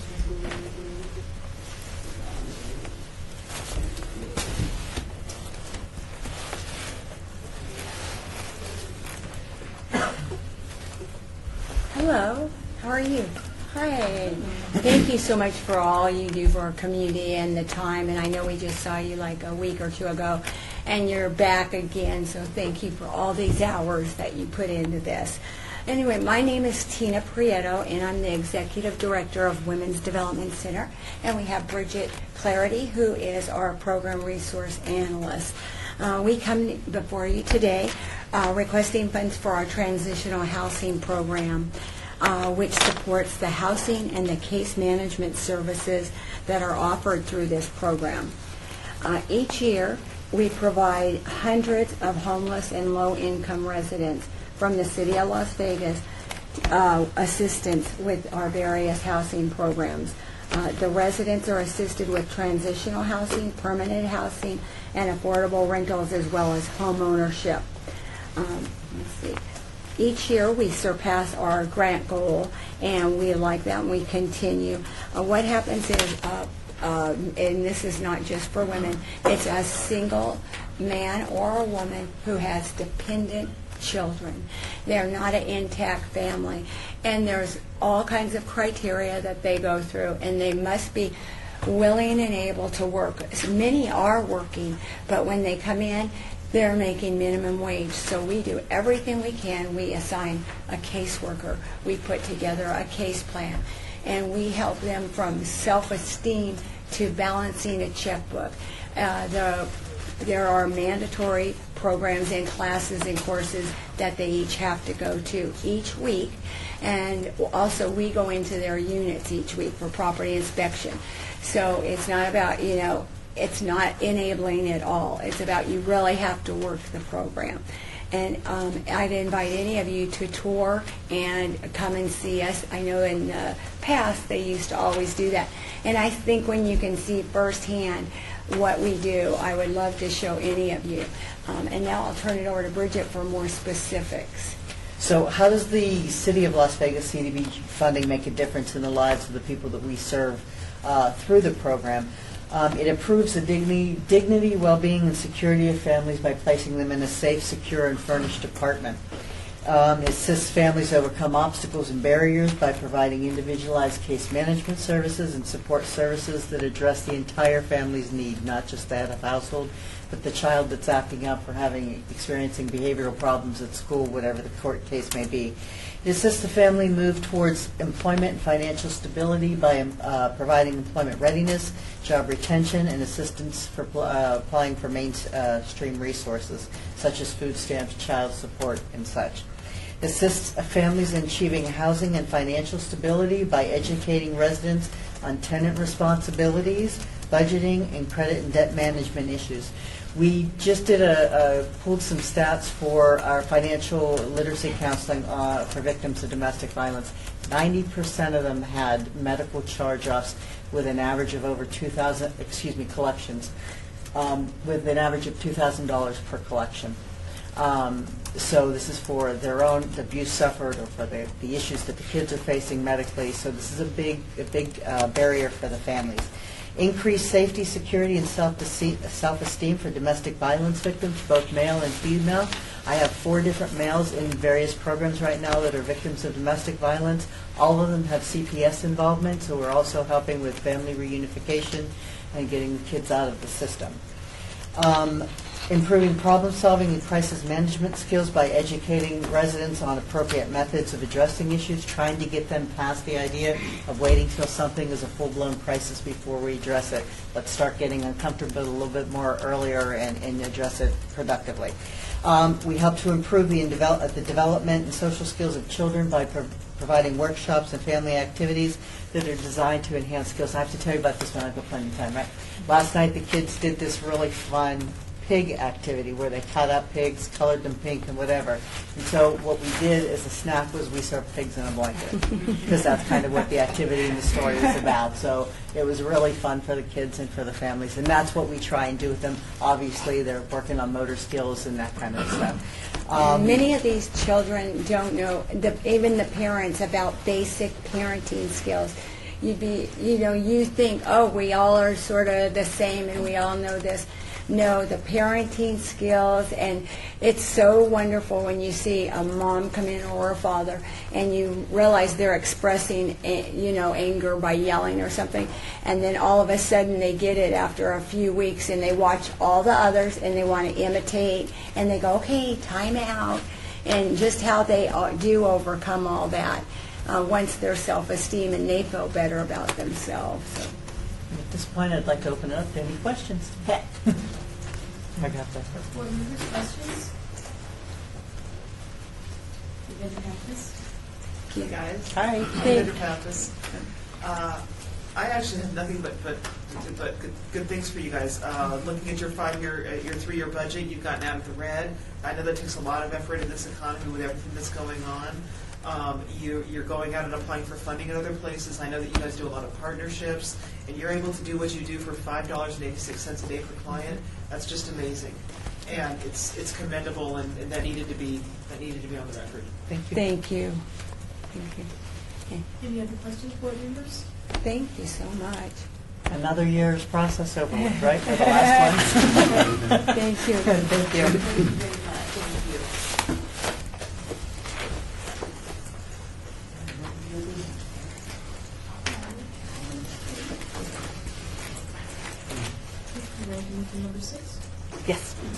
Citizens' participation.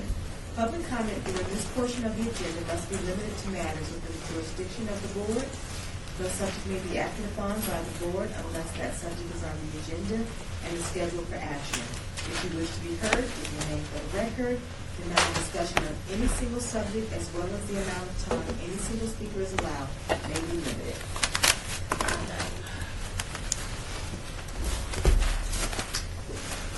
Good afternoon, Philip Holland with the Salvation Army.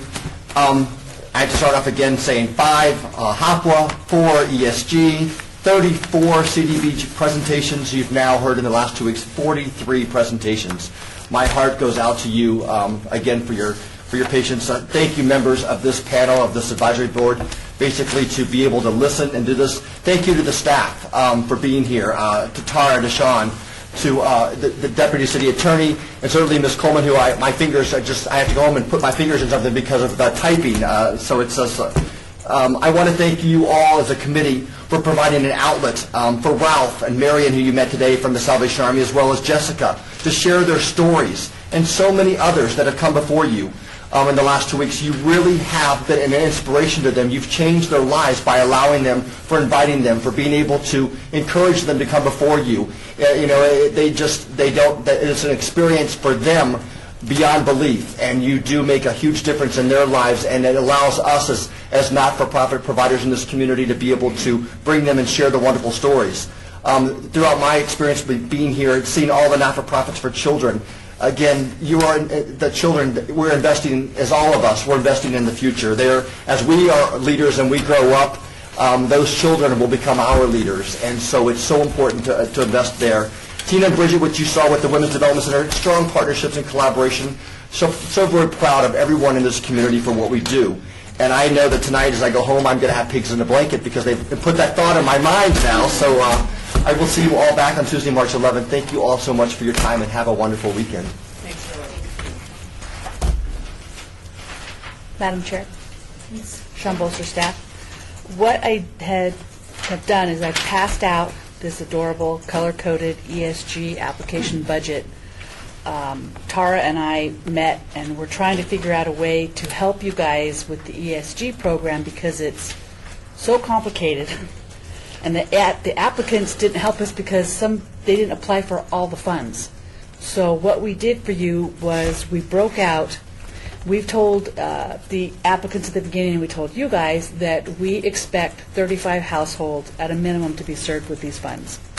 And what we did was we took statistical data from our agencies to come up with the amounts that are on here. And the average cost for rapid rehousing hard-to-house clients is about $8,400.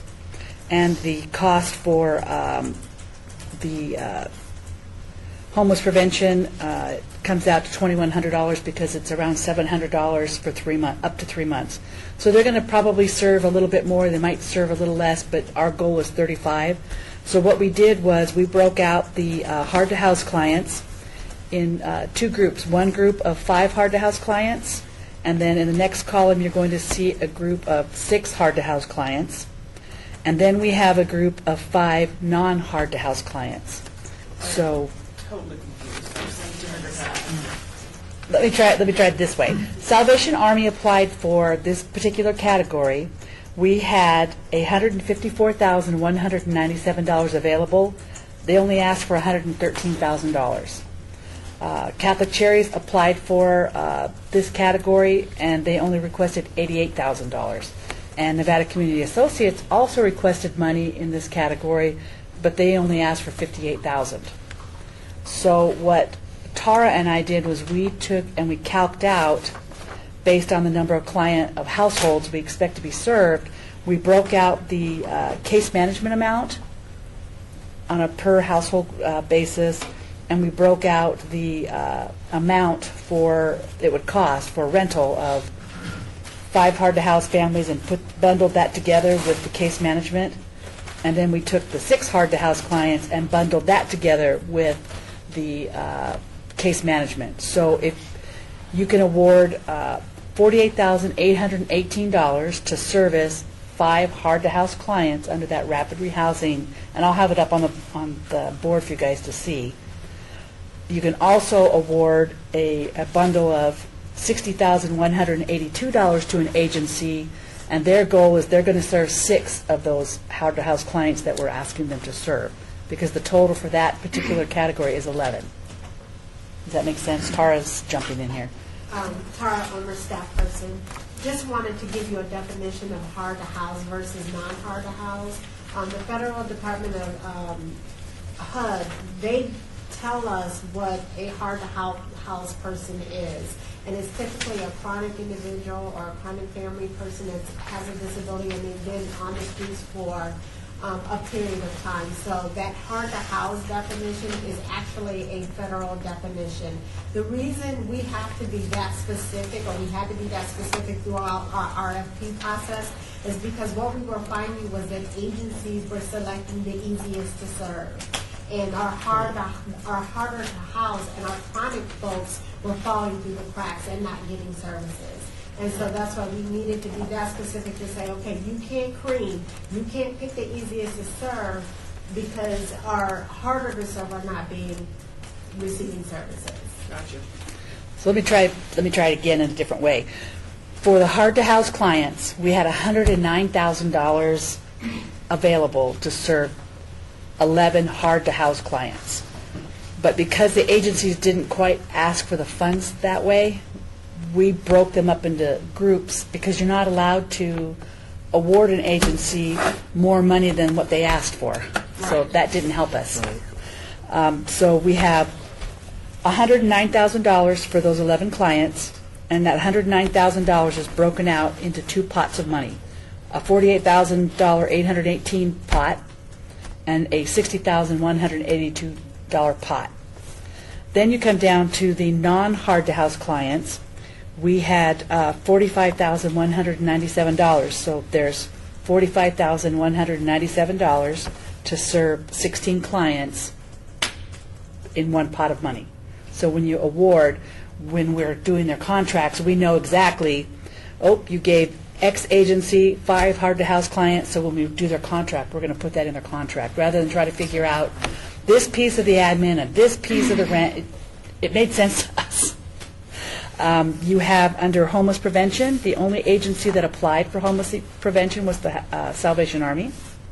And then you have shelter operations of $75,000, and you have 3 of the agencies that asked for shelter operations. So we were trying to help you guys out with that rapid rehousing piece, and we're going to relook at how we're doing that next year, and we may do it a little bit differerently based on our needs and of the community and who we want to try to house with the funds. So hopefully this helps. Maybe after you take a look at it and play with the math. So with the surplus, we can't put it back. Remember, Jordan, with the surplus, you can't put it back into the asking grant, because we just can't do that. There should be no surplus. No, well, I know that, but we can't put it back. We can't split it. No. Okay. It's per category, because we told them they had to apply that way. Otherwise, we would have had to just put that whole amount out there and told the agencies, just tell us what you want to do with the money. We're trying a new approach here at the city, where we're telling the agencies, this is what we see the need for our citizens is. How are you going to fill that gap? So we're telling them how to do it and who wants to apply for the funds. Staff person Tara Ulmer. One of the things that we're doing is we're really looking at what the community needs based on data. We have a homeless plan. We have our regional homeless count that we're conducting every year that tells us how many homeless persons that we have in our community. We hired a technical assistance person out of San Francisco to come in and do a gaps analysis and look at our homeless services continuum, not only just homeless services, but all of the community services that we have that help citizens that are in crises or that are in need. And so we're looking at that data to say, okay, what is our community need? And we're trying to align what resources that we have to fill that community need. Because what we've done in the past is we said, okay, agencies, here's the money, tell us what you're going to do. And we are finding that there's a lot of gaps in terms of what our community needs versus what services are being provided. So we're trying to fill those gaps. Gotcha. So hopefully that helped out a little bit. We thought it made perfectly good sense yesterday when we did it. community practice after how many hours? About an hour, I think, 2 hours. Yeah, no, yeah, it was about an hour and a half, because remember, we ran over it. Right. Yeah. Well, thank you, Steph. And this is the easy one, I think, so when you guys get to CDBG, We're all done? We're all done. Make sure you get your scores in by Monday morning so that I can lock it down and get your spreadsheets. Noon. I'll give you till noon. Noon, everybody. Noon. So is there anything we have to do to send it through, or is it Nope. just recorded? You just put your scores in, and then I'll lock it down at noon, and I'll create some spreadsheets for you guys, and I'll email them to you so you can take a look at Yeah. categories, Yeah, how much money you have. Meeting adjourned.